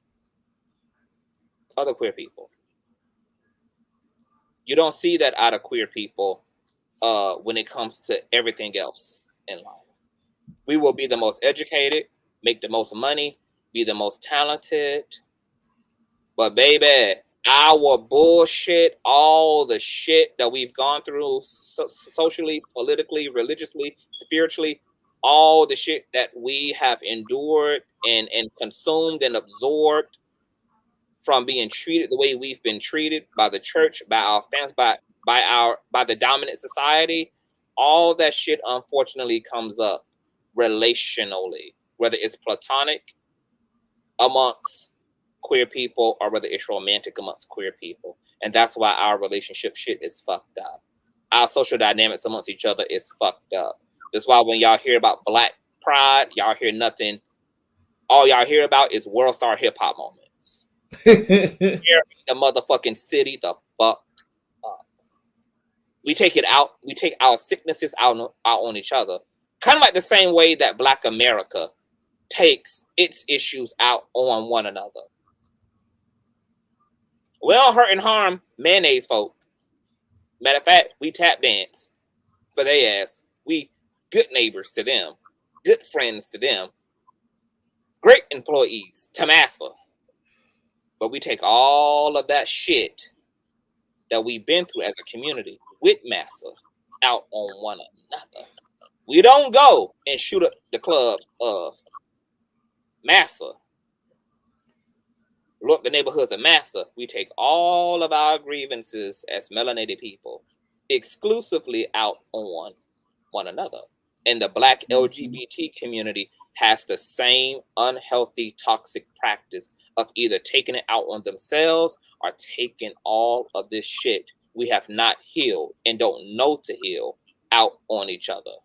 Reckless, as a Black queer man, what are your thoughts on that sentiment? I kind of been waiting for y'all to kind of get more into the deep stuff. But okay, so first things first is that one thing I did notice when it came down to the whole exposing and doing all the other stuff. Well, I'm gonna say when it comes down to the arguments, I start to pay attention to the things that they say. Like the first thing is one, self-love is gonna be a big giant thing when it comes down to it. Because the thing I did notice with Big Sexy, in particular, I didn't really notice, at least I didn't catch it because I was going in and out with bands, but with Big Sexy, I noticed that he was like, oh, I'm gonna get rid of one bum. Keep in mind, I'm paraphrasing. I'm gonna get rid of one bum, and about however God's gonna bless me with another man. Sir, weren't you just exposing that you called allegedly was calling him a bum, saying that you had to pay for everything, and you try to upgrade him and all this other stuff? So me just thinking, I'm like, okay, I think you probably should be alone. This is your time to be alone. This is your time to work out your kinks. This is your time to work out. I know probably to the exterior, like as in the money and stuff, you probably feel like you have it together, but internally you don't. And so I don't think looking for or expecting another partner is the healthiest thing for you right now. I think this is the time you need to be alone. I will say this. I've been kind of waiting to actually talk about stuff like this because this is the stuff, and this is the reason why this is like another simulation when it comes down to the black community, but however, they're just gay. Like it's the same shit. Like and actually, if you pay attention, like well, I don't know from my personal experience, but I've actually heard people say, I don't really see the gay people really get along like that. They're real catty because like it's always this whole, I guess, idea, like the stereotypical idea, as in you always got that one token black gay friend within the group. However, if it's more than that, they're kind of catty towards each other. So I think it's very interesting. My mouth is dry. Give me 1 second, girl. His mouth is dry because his goddamn throat is a public service to the black male queer community. Oh, he did mention, because you did say, you had said something, but you just reminded me. Big Sexy did say that he is attracted to broken people. Well, I don't know if he said that, but I know his ex said that. Yeah, his ex said that, allegedly, that he's attracted to broken people. So either based off what your ex said, that could be what at this point we might have to take his word for it because he was right with the whole being stank thing. But either that could be a manipulation tactic, or it can be like the law of attraction. But however, or just a mixture of both of them hoes at the end of the day. Because I was going to say, I think it's the mixture of both because it seems like when you get mad at your boyfriend, allegedly from what we're hearing, you ready to kick them off to the curb. They have to get out of your house. They got to do this. They got to do that. So you kind of corner them off. Well, based on what your boyfriend was saying, because bitch, you ain't gonna hit me with no goddamn truck, none of that shit. But based on what your boyfriend was saying, is that you didn't want him to have a job or something like that. You wanted to do this, you wanted to do that. But then as soon as you were like on Mad Day, all of a sudden you throwing everything back in his face. Yo, I paid for this, I paid for that. I need to stop trying to help these niggas. But then in your next statement, you literally said, talk about some, I need to find a new, I'm paraphrasing, I need to find a new man. God's gonna bless me with a new man. No, you need to work on yourself. You need to work on yourself. I think that's the best thing for you to work on yourself. That's really all my thoughts so far. I know I'm over here rambling because I did not write down no notes. Girl, how much of this shit that we've been through do you think has a lot to do with why relationships are so difficult for LGBT people?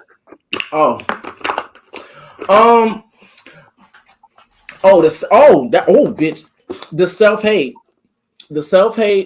as in calling each other, excuse me, warning, strong language, sissies and stuff. I was like, yes. I said, come on, self-hate. I know that's right. So the self-hate, that's one. And of course, we all understand where it's learned from. We all understand where they get the information from. And then on top of that, also the struggle with being, I guess, also being understanding, as in we under like. Let's see the best way I can put it. The being able to understand, as in someone has to be able to be the one to bring it back. If not both, at least one of y'all be able to bring it back and being able to come to a conclusion, or at least come back later when you guys aren't so hot-headed.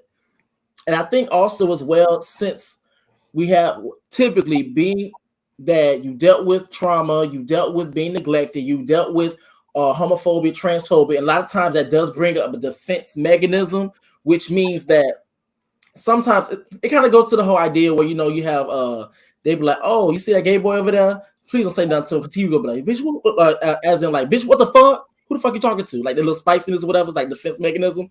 So I do believe that sometimes that can also be a whole thing of, instead of us always trying to understand or at least try to come to a resolution, sometimes we just like strictly go straight to violence. And also not being able to tap into that divine feminine, and also be able to, like, you know, bring it back and be level-headed. That's what I think, honestly. I know, Jessica, you were trying to chime in and say something too to that. Oh, I was saying, like, that kind of goes forward too in the heterosexual community. Kind of long story short, how you said like they're both kind of broken. I went through a situation long time ago before I got married, and it was to the point to where he controlled where I went, what I did. It even got to the point to where he would pour my perfume out. Like, it was just like dollar body sprays and stuff. And if I went to work, it was a problem. But it's like, I have to go to work. You have to, but you don't. Like, that type of happens in the LGBTQ community too as well, because like Reckless was saying, you've already gotten hate and this shame and these fingers pointing at you from people that claim that they're heterosexual, and now that trauma, you're firing it back and forth at each other instead of trying to stack the level and heal with each other to move past it. So they were broken together, and they're going to be broken apart until somebody decides to heal. And also as well, because keep in mind, I'm thinking about this stuff as it goes. Y'all forgive me, I'm lacking sleep, so it's gonna be a little slow today. What I will say is this: is that I also want to bring how within the LGBT black version, we adopt the same gender roles, we adopt the same ideas when it comes down to heterosexual, yes, heteronormative. Because even when Big Sexy was going back and forth with his dude ex, he said, "You're not a real man. You a strong language warning. You're a sissy." Or just because he felt like he wasn't on his level. And it also goes to the whole thing of when you actually meet people within our own community and you try to date them and you just don't date them because they're too feminine, because they're supposed to be a man. Don't give me y'all, because I used to be down that same road. But it was something else that he had said that has struck a nerve, but it'll come back to me. Give me a sec. Well, while he's saying that, I'm thinking about that heteronormativity shit is big, because I've had relationships with men who were intimidated by my independence, and I felt like a powerful black woman and was having all the fucking issues that black women who got their shit together were having with black men. Like, because even black same gender loving men, especially those who are masculine presenting and top oriented, oftentimes extrapolate their identity from cisgender male patriarchy. So they also expect to be the man. They expect to be the breadwinner. Now, what's interesting is that even though Bands was the bottom, allegedly. That's what people are saying, is that Big Sexy was the top or whatever. So there was that. And he acted like a typical, according to Bands, it seemed like he acted like a typical toxic ass nigga, with a high value nigga. Shallow, narcissistic, and pretty much wants to control their relationship through finances, money, and luxury. Mm-hmm. Very true. And even though, like, in past relationships, even though I've been the breadwinner, I have never made my partners feel less, and I've always given them equal access to what I have. So if there was insecurity, it was internalized insecurity. It wasn't anything that I was contributing to. These were just narratives that society gave these men, thinking that they are not equal or they're not enough because they don't provide or they don't control and run. You must be submissive.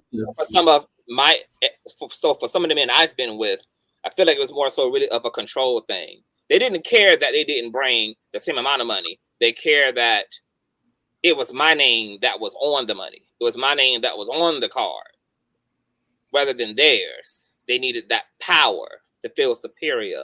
And it's just really a shame at the way we socialize motherfucking Black men. Because when they cannot occupy these traditional, like, hunter-gatherer ass roles and can't participate in those dynamics, they lose their fucking mind. They become abusive. Their identity crumbles. And then they oftentimes project that onto the feminine counterpart in the relationship, whether that's their same gender loving partner or whether that's the woman that they're with. And it's really toxic. It's really fucked up. It's really fucking sad that relationships that could have been healthy otherwise, had we just been in a different type of a society and had a better system that we were learning from, go completely down the tube, because this particular system really got people more fucked up than not. I want to welcome Ty to the platform. Hi, love. What are your thoughts about the shenanigans of it all? Hey, y'all. Well, thank you for having me. So I was eating a loaded hot dog when he was talking about the bathing and whatnot. So come on, Glizzy. But I had the same thoughts with that Jessica had, as far as the same thing happening in the heterosexual community. As far as the whole, if you don't abide by what they want for you to do, then they will attack you as a person, your character, and everything. I dealt with that before. I think it was like in my early 20s. A guy wanted for me to invest in his business, and I told him no. And he went off. We were in it was mostly just sexual, whatever, but he was like, you spread your legs and this and that, because I would not invest my money in his little roller skating business. I love. Now, okay, I was over 100 pounds back then, and I drove a big ass Navigator. Oh, I call that the mothership. Let me tell you. I let him know. Let me be the first to tell you no and mean it. Okay? I don't need you. And let this be our last conversation. So yeah, they do try to attack and make it look like, well, he really tried. Can you hear us? He really. Yeah, he tried to attack my character and tried to act like he was calling me out on things. And I'm like, we're both consenting adults. That has nothing to do with nothing. But the answer is still no. How do you, and women have lost their lives over saying no to men. It's it's become fatal. Like, you know, women have lost their lives to saying no to toxic ass masculinity, to setting boundaries with toxic ass masculinity. Masculinity has taken the lives of innocent people for saying no and for setting boundaries. In this day and age of social media, how do y'all feel, Reckless, Jessica, and Ty? Like, you know, we all have friends, we all have nieces and nephews, maybe even children of our own who are coming up in this age. What do you think about this phenomenon of nothing can really remain in the dark anymore, that everybody has to go to social media for everything? Like, what would y'all tell the young men and young women in y'all life? Like, if you're dating someone and they get up here and blast you, whether it's true or not, if they just get up here and say god awful things about you, like, what do y'all think is the proper way for somebody to respond to that? Or how would y'all even respond to that shit, like, if y'all was in that predicament? Don't respond to it, because no matter what the situation is, like you said, people have died from that. Just like, don't do it, especially. But if it's something that's gonna really jeopardize your safety, respond to it in a legal way. But other than that, don't respond to it, because that's giving your energy. And I've done that before. Just kept feeding into it, going back and forth, looking at the responses from the post, the notification. It doesn't help. And some things need to be kept private. Like, for example, the relationship I spoke about years and years ago, it was very toxic. When I left, that person decided to make a back page with my face and pictures that we had taken of me nude. And then one of the buyers showed up at my job. And I had to go to court for that, because you basically were trying to traffic me. And it was like, I didn't respond by me, I respond legally, because that was going to systematically destruct, and it did. Wow. Okay.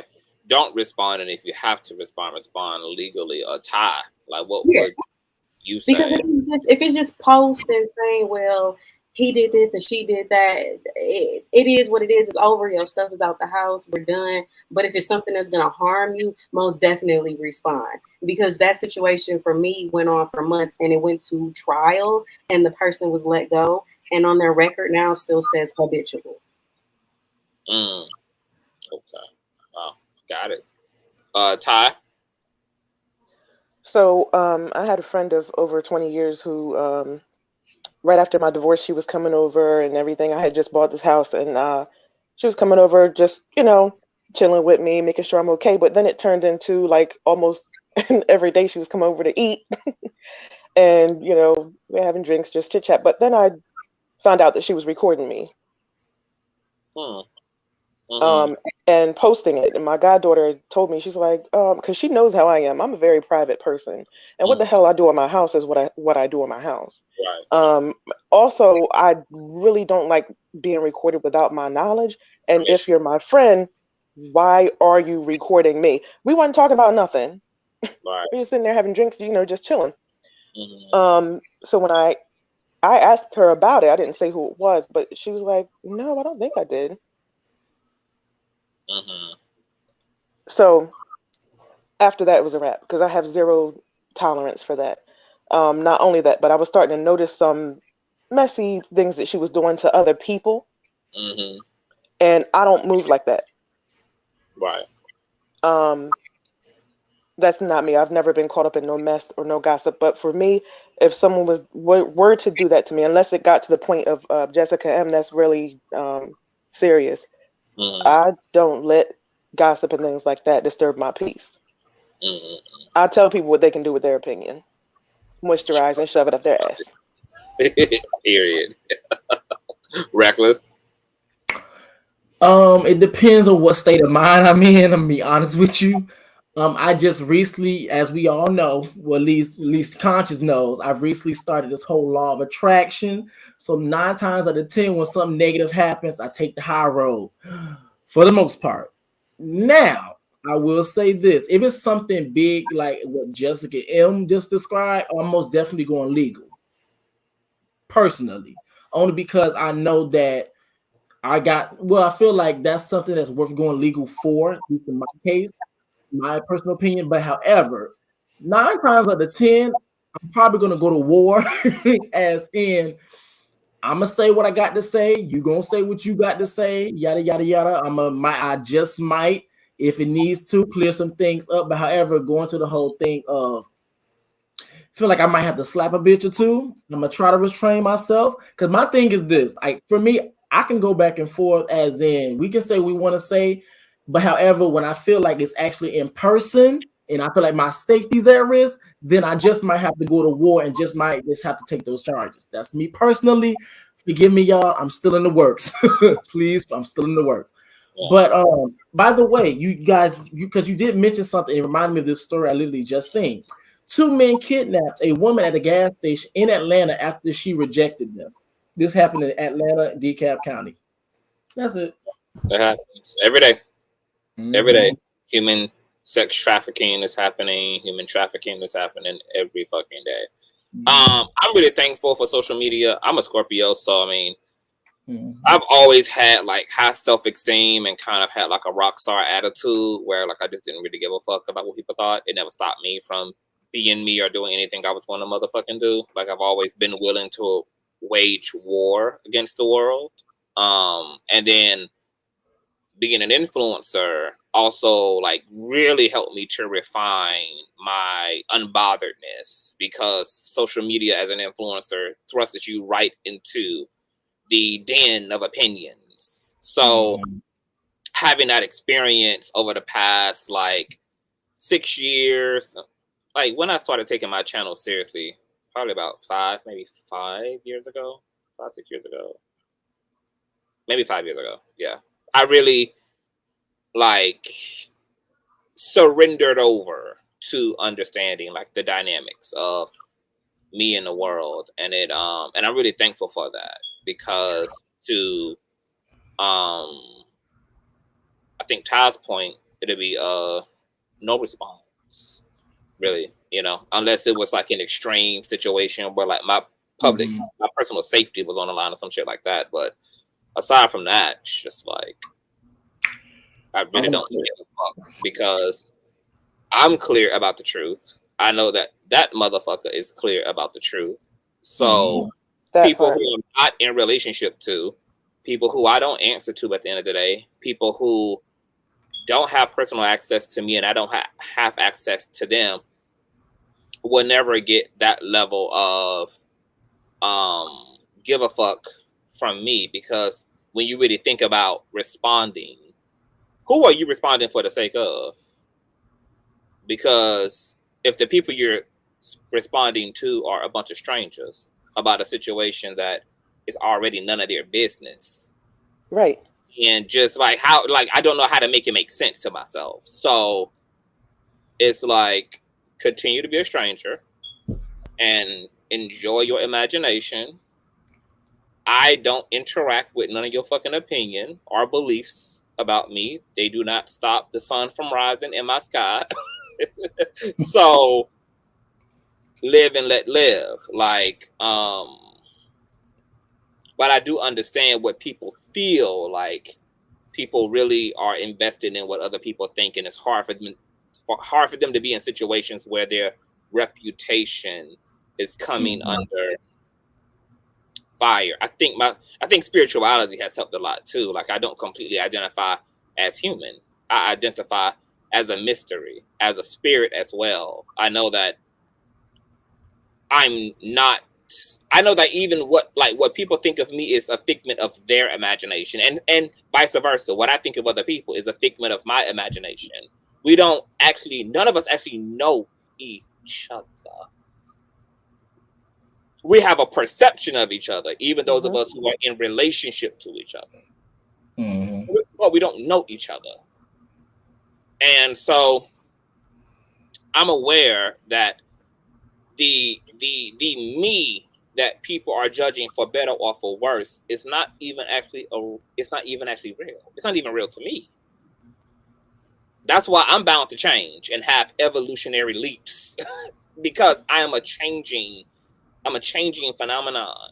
I'm not clear about my identity. Who knows who the hell I'll be in 3 years and 5 years? That's how much of a mystery we all are. So I just don't give it all of that. Whatever people, I think that Bishop Carlton said it very poetically, that our perception of other people is just really an experience of our own consciousness. So there's no way to know another person. You can only know thyself. So everything that's going on in our opinions and judgments and even adorations of other people is something that's happening in us. If you love me, it's because of the way you perceive me. If you hate me, it's because of the way you perceive me. Right. And everybody looking is perceiving something differently.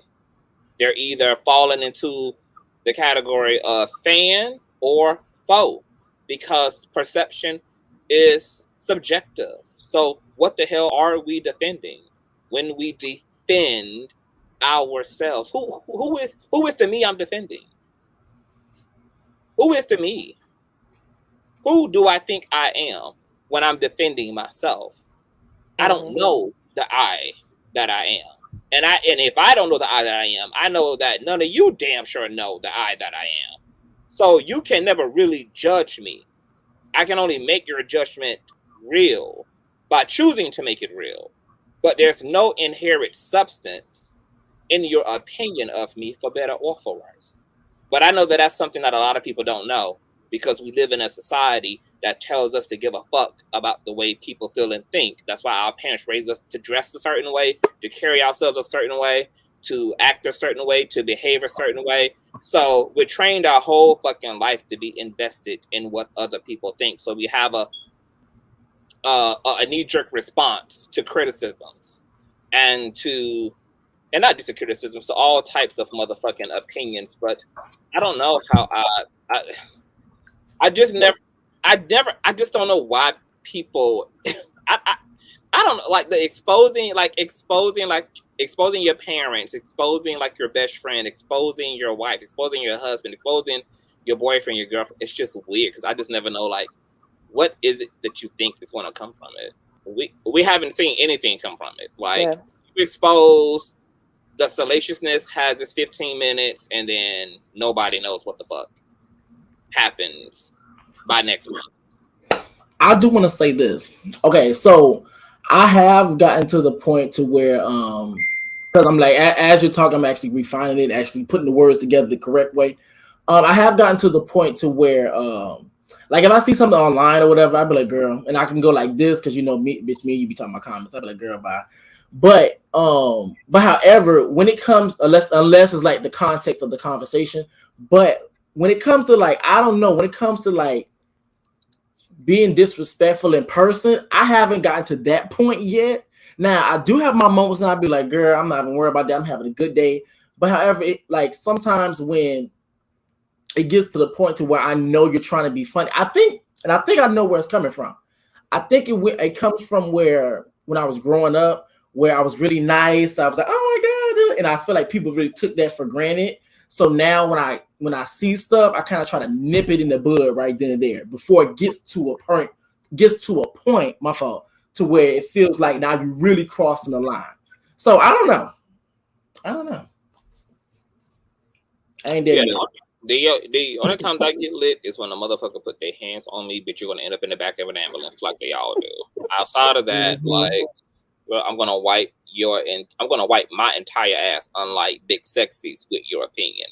I'm gonna use the entire roll your opinion is on to wipe my ass with. Well, actually, based on what Big Sexy said, he doesn't wipe his entire ass. That's why I said that unlike Big Sexy, I'm going to wipe the entirety of my ass with the roll of one's opinion. Unlike shit, that part. Keeping up with Queen Tosa. Welcome to the platform, boo. Hey, Queen. Thank you so much. And was I able to say anything? Because speaking of a confession, I have some confessions that I will be bringing to the forefront. Yes. With the Nature Boy and all them, yes, my boyfriend is a part of that. And I'll have a 5-part series coming out on Monday. So stay tuned for that. She's talking about Okay, so are you doing like is just like a shameless plug? Well, you know what? It's to let people know that there was love, there was, there was an understanding. And people need to respect my man. And they need to respect me. Okay, hold on. What's the relevancy of your man who's up in carbonation to this conversation, Queen Toast? You know what? I felt like I found my king and I wanted to brag about him. How you found your king? You a whole married woman. Listen here. How you find your king and you was just also running behind Von Ray back in January. You got a new king. Absolutely. Listen here. I've got a new attitude. Okay. You can't have a new attitude if your nigga belong to carbonation, boo. You know what? And listen here, and that's the thing. And that's the thing. I've got to go and get my man. She's not gonna do this with me tonight. I'm not doing this with Queen Toast. I'm going to get my man. Well, a lot of people might feel I might get a lot of pushback, but I'm ready for it. We know you are ready for it. If there's anybody who's ready, it certainly is you, Queen. Who is the man in carbonation? Well, see, I can't expose that to everybody, but Consciouztv, being that you were the only one that supported me, you'll get the tea first. Okay. Behind the scenes. Exclusive. Mm-hmm. Okay. I appreciate it. Is there anything that you have to say about this big sexy Mr. Man situation? Like how would you feel if your man had got up here and so-called exposed you? Well, see, how it runs over here is I am submissive, and this is a healing process. And, just by following Jada, I feel like I need to be in an entanglement.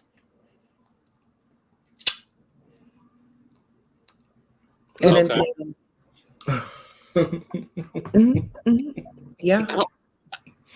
Absolutely. I've got to go and heal some people. Okay. You got to go heal some people. Okay. Absolutely. I mean, do you guys support me? Because Reckless, why do you look like you're about to go to sleep? He's tired. I dragged him out of his sleep actually to pull him up here. Well, thank you, Reckless. Because he got to wake up at 6 o'clock in the morning, so he's done. He's cooked practically. Oh well, I'm gonna have to get a reading about me and my man. You and your man? Yes. Wait. My king. Reckless, you had a question? My questions keep my thoughts. But once they get here, and if I don't catch them in time, they go. I'm like to drop you down because you throwing off the continuity of the discussion, Queen Tosa. If you came up here to give a plug, you successfully plugged your 5-part series. Well, listen, carbonation. Okay, I'm gonna take us back to the subject, and we are going to get on Big Sexy's lover that's going on these campaign trails. Says that he was there for love, but now things are, not intact. Now you're showing up to everybody's panel. I have a problem with that. Why now? Well, he got dumped. He got the boot. Big Sexy let me get him to the rubbish bin. And keep in mind, and he got DDT'd as well, allegedly. Huh? Didn't he get DDT'd? Oh, he got the feet and hands put on me? I'm not sure. Yeah. Oh, yeah. Absolutely.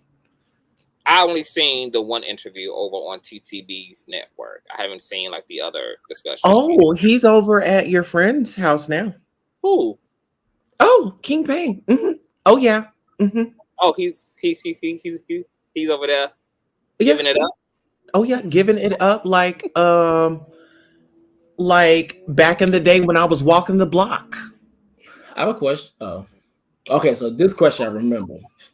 All right. So I can tell by your response, Queen Tulsa. Who do you believe is telling the truth? Who do you believe is lying? Listen here, they both have some dirty laundry. Mhm. So they're even. I just say they're even. They just need to call it, for what it is. It didn't work out.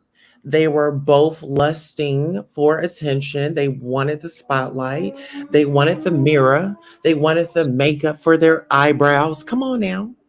Come on. Come on now.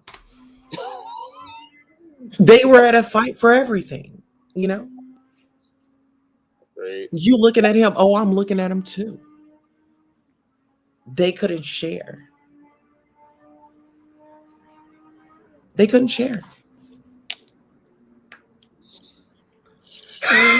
Polygamy was an option, but they were both jealous, so it didn't work.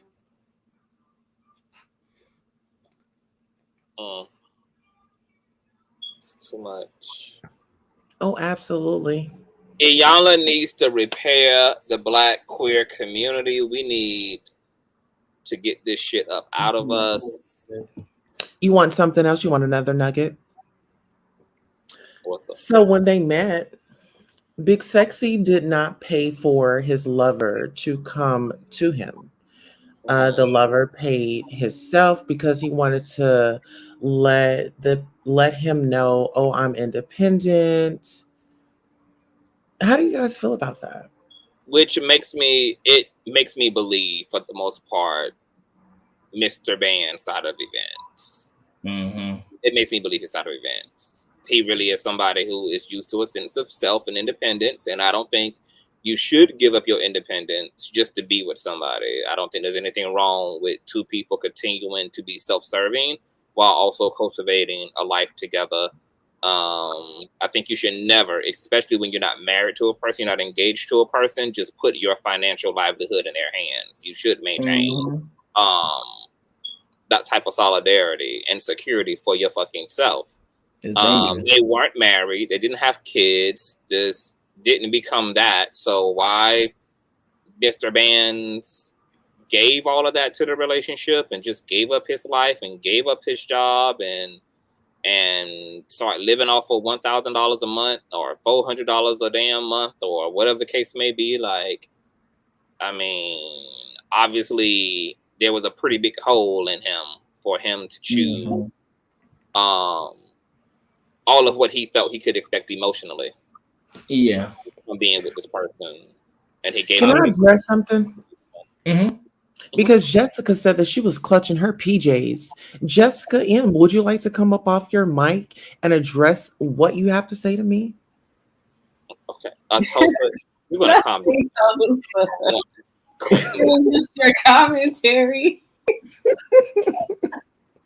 Listen here, you know I love you, okay? Oh my gosh, I'm always loving your aesthetic, especially that mug. I'm gonna need the UPC label from that coffee mug. Absolutely. You know what? I will be working with Consciouztv so he can help me with branding, so we can catch up, Oh yeah. Shout out to Consciouztv. Can we get a commercial? Can we go to a quick commercial? We don't have commercials over here. Okay. I'm about to wrap this commentary up, Queen Toast. About a damn commercial. It's about to be the credits, not the roll. The end credits. So we wasn't supposed to be up here long, but to just come and do a little quick drive through and get into the shenanigans. And all I just want to say is, Black gay community, we got a lot of work to do, baby. Like we got a lot of work to do. That bands and big sexy situation. It's a lot of them type of situations going on in the Black gay experience. The whole relationship shit is just And wild domestic violence. in the Black queer experience, and we need to start with self on all levels as queer people. We've had everything stripped from us. Our spiritual dignity, our social dignity, we've had it all stripped from us. They removed us from God, the love of God. They removed us from the love of the community, the love of the family. This current version of society did Black queer people the fuck in. Does that make them a thrasher? I don't know what that means. What is that? Oh, I'm sorry. A thrasher? Like, what is that? What's that? Are you drunk tonight, Queen Tulsa? Listen here, this is after hours, okay? Oh yeah, you are. I can hear it. Yeah. Your speech is slurred. Listen here, I'm high off of my man. Queen took my place from last night. Okay, so I do want to say this. Story time, but it has something to do with the situation. The reason why this is a big thing and really stuck out to me when it said the whole thing about self-love. I would say like 2 days ago. Couple months back, I was deep inside of a whole phase, like thotting and bobbing, bitch, throat chakra, baby. It was throat, bitch. What? So, but however, as of lately, I would say like the last 2 months, I really haven't really been on that time. Like even when like the opportunities come again, it's like a type of thing. So this was nothing but a lesson and a test as well, because when you need to get into like self-love and stuff, you're gonna get tested. You're gonna get tested. And the reason how I know now, when I say tested, I don't mean STD, nothing like that. But you're gonna get tested and put through trials. Cause yesterday or the day before yesterday, I'm on the phone with the bitch in the host box, walking, going to the store, coming back out the store. I'm talking to him, I'm like, yeah, this dude come talk to me. I'm like, oh, okay, minding my business, going off. But then as I'm continuing walking, coming back home, he pulled up next to me. He was like, yo, so I'm let y'all fill in the blanks. So I'm like, oh no, I'm sorry, I'm not on that time. And so it was just real interesting to me because I wasn't on that time. I was focusing more on my platform or building of a brand over platform and stuff. I wasn't on that time of home activating throat chakra. I really wasn't on that time. So it was easy for me to be able to not engage in certain things that people would consider disrespectful or degrading. And I feel like I really passed that test that time. So it was really good. So I think that really working on yourself, it really does manifest and really brings in a lot of good things. So that self-love, it's something powerful. It really is, because then you don't accept just anything. And plus it's an easy walk away. And that was one of the big things that I really did have an issue, like struggle with, is that I get attached to people and it's hard for me to detach. But then once you like get to a certain point, I'd be like, girl, deuces. Like some of my family members, deuces. Real quick. And I don't feel nothing about it. So that's it. Do what you got to do to be healthy, queer people. I mean, people in general, but since this is a queer situation, specifically talking about queer people, go on those motherfucking sabbaticals, give your motherfucking life to Christ, give it to the ancestors, do what the fuck you gotta do, and what's so sad about both Mr. Bands and Big and I was about to say Big and Sexy, or Big? Is it Big and Sexy or Big Sexy? Big Sexy. Okay. Big Sexy. Is both of them spoke about being about their coin and being about their money, but they also equally both spoke about, like, even in this article, like Big Sexy spoke about his pain, and Mr. Vance is speaking all about his motherfucking pain and the hole in his soul. Why learn to spend some of this money on therapy instead of Dolce and Gabbana. Mm-hmm. But that Learn to spend some of this motherfucking coin on good, needed, spiritual and or conventional therapy rather than spending it on a Mercedes Benz. Like, You know what, Conscious? I'm health so is glad you said that. Yeah. I mean, look at the whole Will and Jada situation. I mean, I feel like therapy is definitely needed because look at them now, you know, being controlled and not handling not handling the pressures. You know, if you're in a relationship and you got a dominant person and they're just really a buzzkill on every situation, you got to reevaluate that. There's peace over here. Everything's good in Huntersville, okay?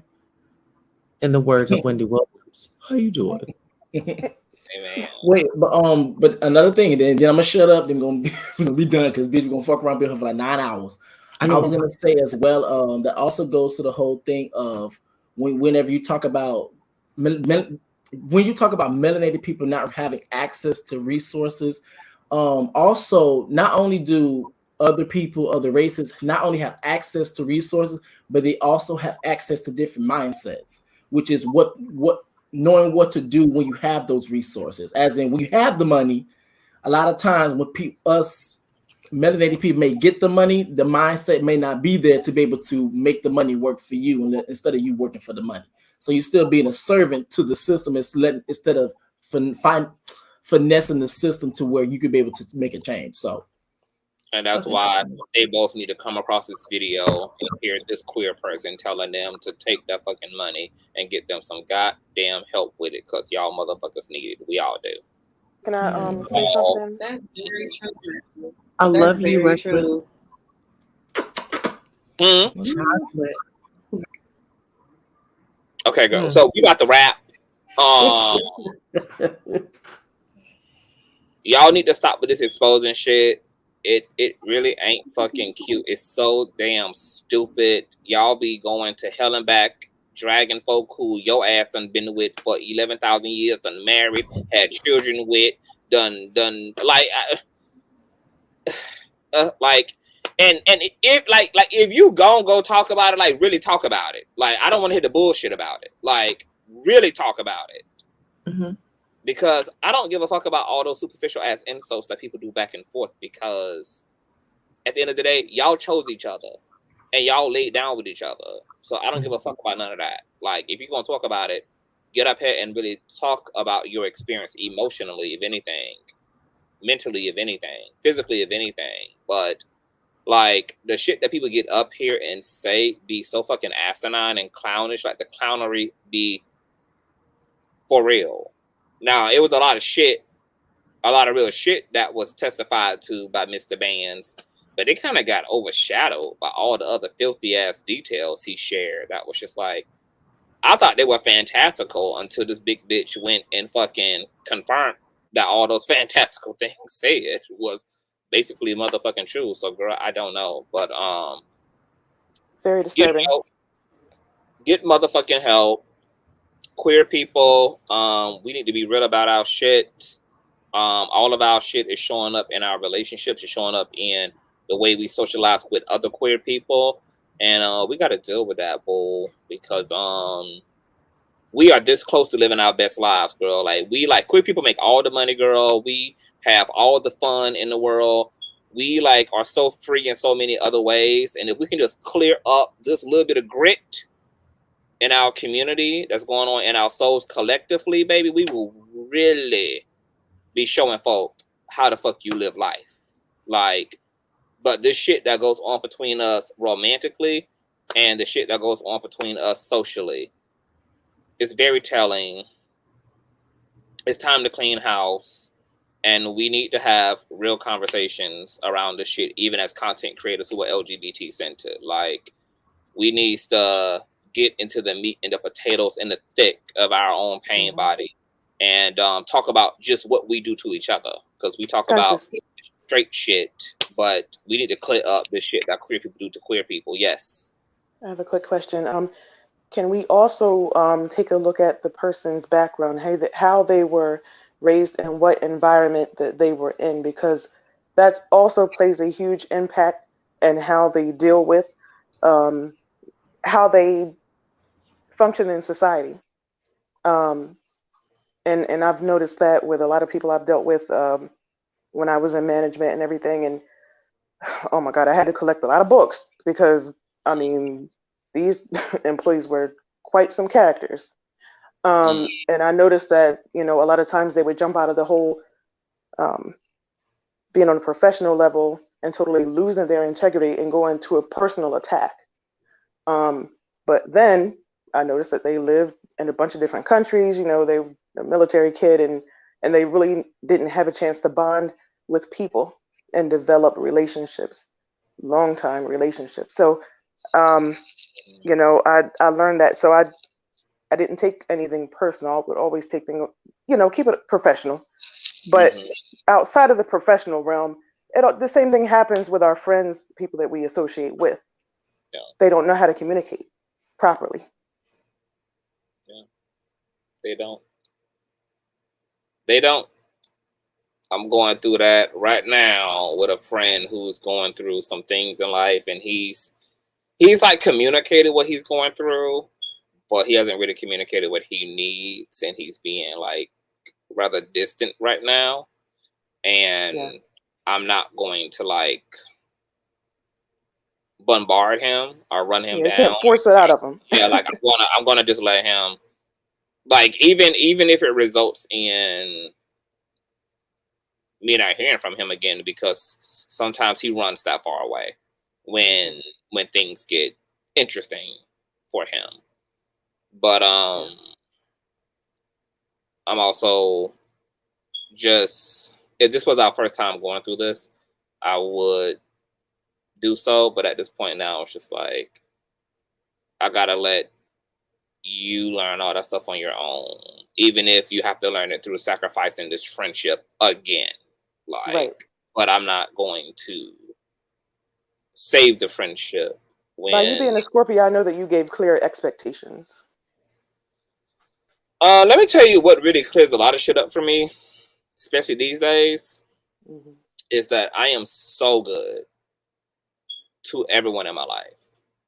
Period. So when I have to sit still, it's easy for me to, because I just don't contribute to the problems. Right. Sometimes I inherit them, or those problems get taken out on me.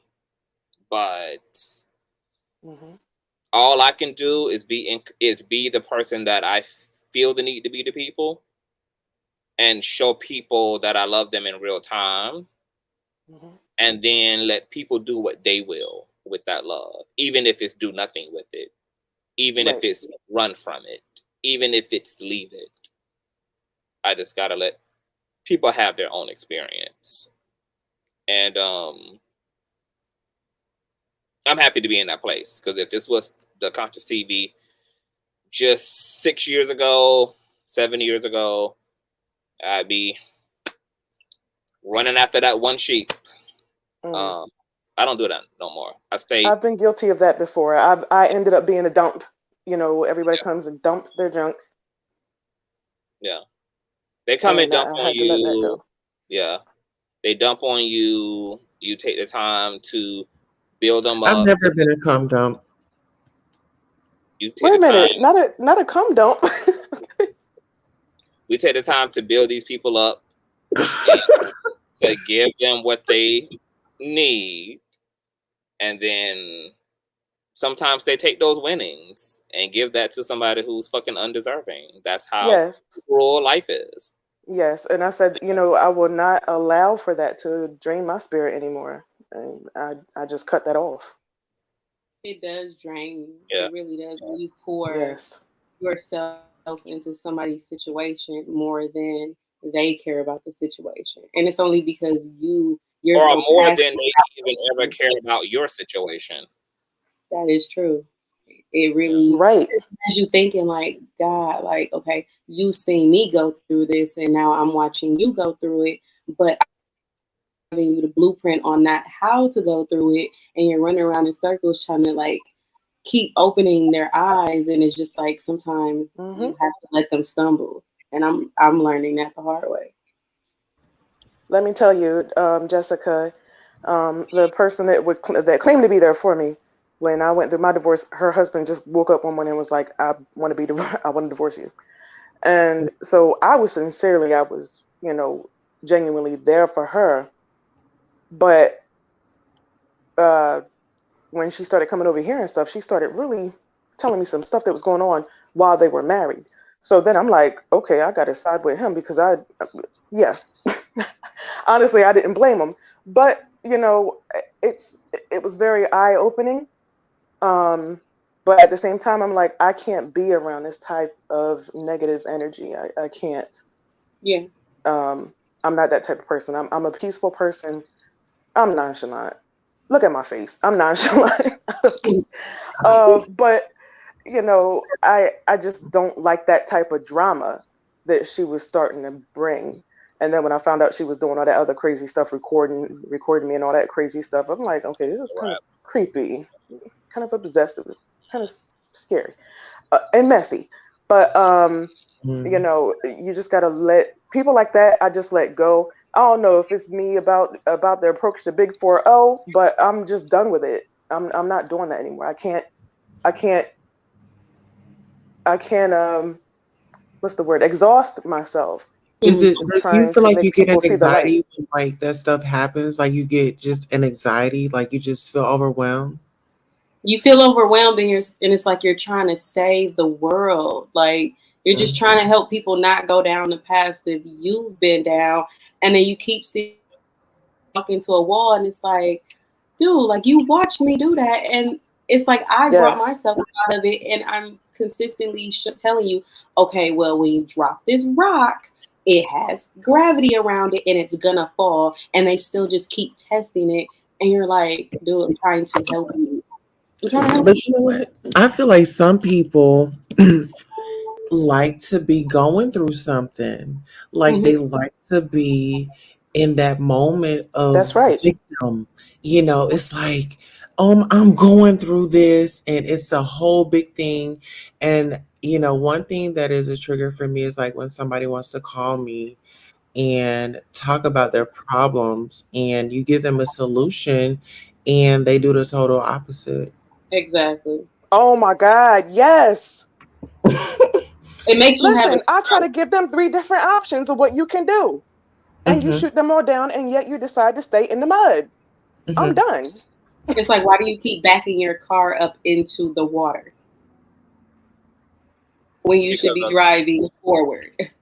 Because of like what Queen Tulsa just said, it's just a lot of motherfuckers with. They thrive in trash. In they have issues that run deeper than practical advice, and really need to really sit down with somebody and truly be held accountable for the way that their life is turning out and their experiences are turning out. And sometimes it's not enough to be. Some of us who are being good friends to troubled people are being good friends to people who don't need a friend but need a fucking therapist. They need therapy. They need help beyond the love and the companionship that comes from friendship. They need something deeper than that and something more accountable than that. And people have a heavy pain body, and I think we can also do more to help ourselves as healers. Like, I know something that I started doing, and I'm so glad that I did because I sleep better at night.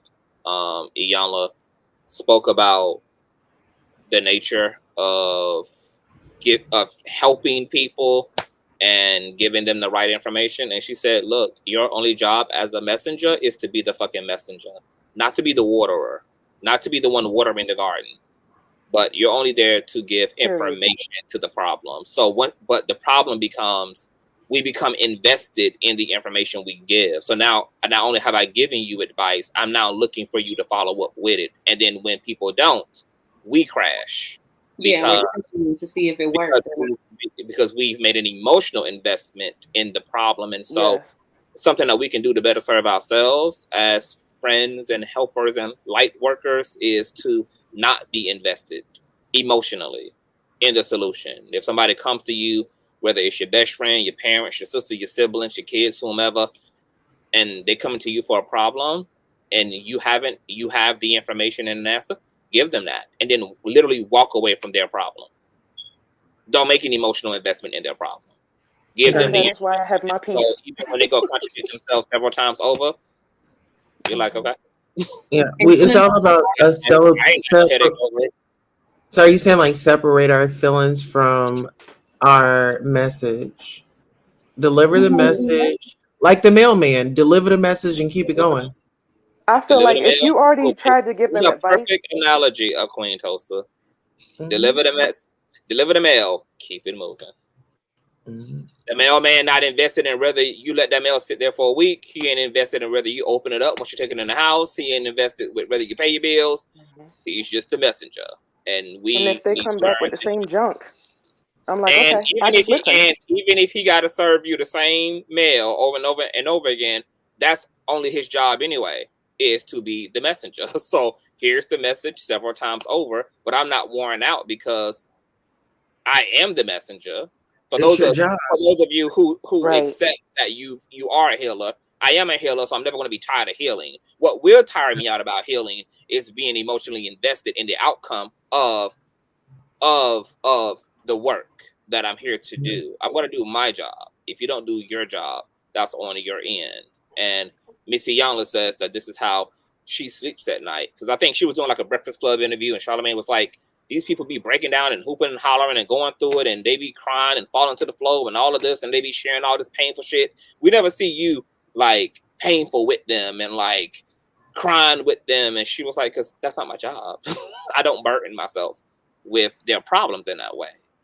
My job is to be a messenger and a facilitator. My job is not to be invested in the outcome. Of course, I would hope that people will heal and become whole, but I'm very clear that that's their responsibility to become healed and whole. I can't be of service and be that emotionally invested, or you're going to be looking like a second generation banana in the face by the time you're 37 if you are just head over heels for other people's problems in that way. It's just not easy to take that on. And that's what I learned. And especially, and then you have to be that to multiple people. Like, you're gonna be dead by the time you're 47. You're gonna pass away in your fucking sleep or have fucking a mass heart attack at 50. Not even because of your own stress, but because of you stressing over other damn people. Conscious, I had 2 mini strokes in 2019.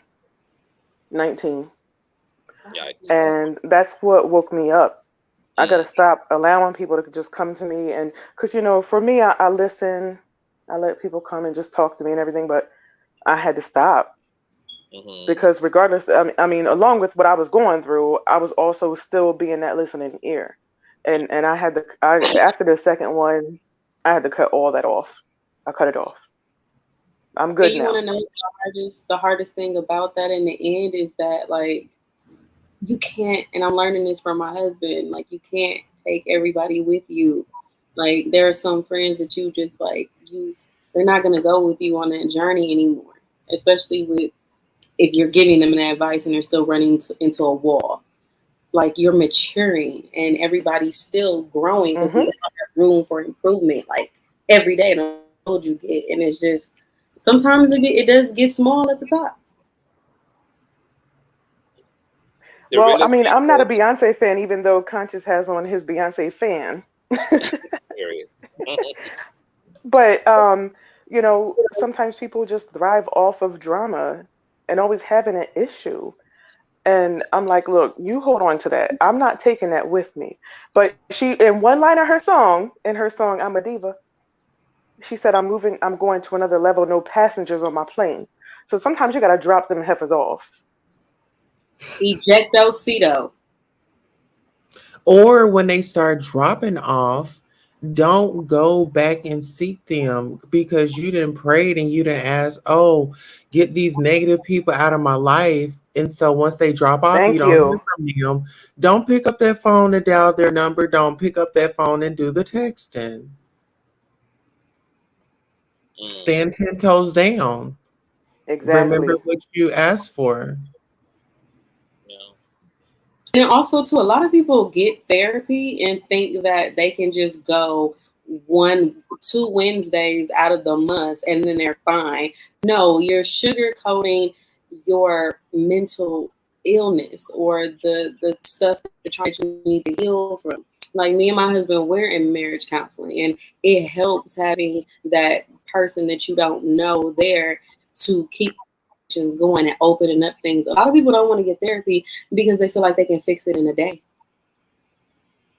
Listen, how is that? Because I was considering that, just because I feel like my my time management and stuff is just like way off. So I need help with that, but I need ways. I want my husband to, come to therapy as well. Just so like some things that I can't communicate to him, I can do it in that session. Mhm. How was it? Like We've been going for 2 months now, and we have a Black woman, and it's like you feel like you already know her. Like she's one of the older cousins or the aunties, and it's just they help you unroll things that are deeply hidden and conditioned. Like I went through a crazy sexual assault years ago, and I couldn't really open that up with my husband, and she started to help with that. Like you have to pick a day in the week where you can just unravel that hour to be in that space, and it takes time. And I feel like out of 5 years, this is the best thing that we've ever done. Right. And see, I have a therapist. However, she quit, so I've been without a therapist for a while. But I did reach out today, and they said that they do have a therapist on hand. So I will be back in therapy the first week in May. Thank God for that. I've just That's been really, awesome. yeah, I've been really just using my YouTube as therapy, because it's like when I'm on my show, it's like I'm just where I belong, and none of my problems or none of the things that bother me matter at that point, because I'm doing something that I love, and it's a distraction, to say the least. What's crazy is that my best friend is a psychiatrist. We've been friends for My 20 years. passion is distraction. But Wow. but I don't use her as my therapist.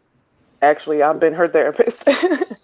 um, but it is hard to find a therapist that Get you. I can't find. Understand. Yes, because the last one I had was very. Mm, she was something else. That's all I'm gonna say. Yeah, So I do have to wrap this up like kind of right now. I have oh, okay. so a situation I got to get to, but I don't want to just abruptly end. So, Ty, I know that you were sharing something. Comments. Can you finish what you were saying, Ty?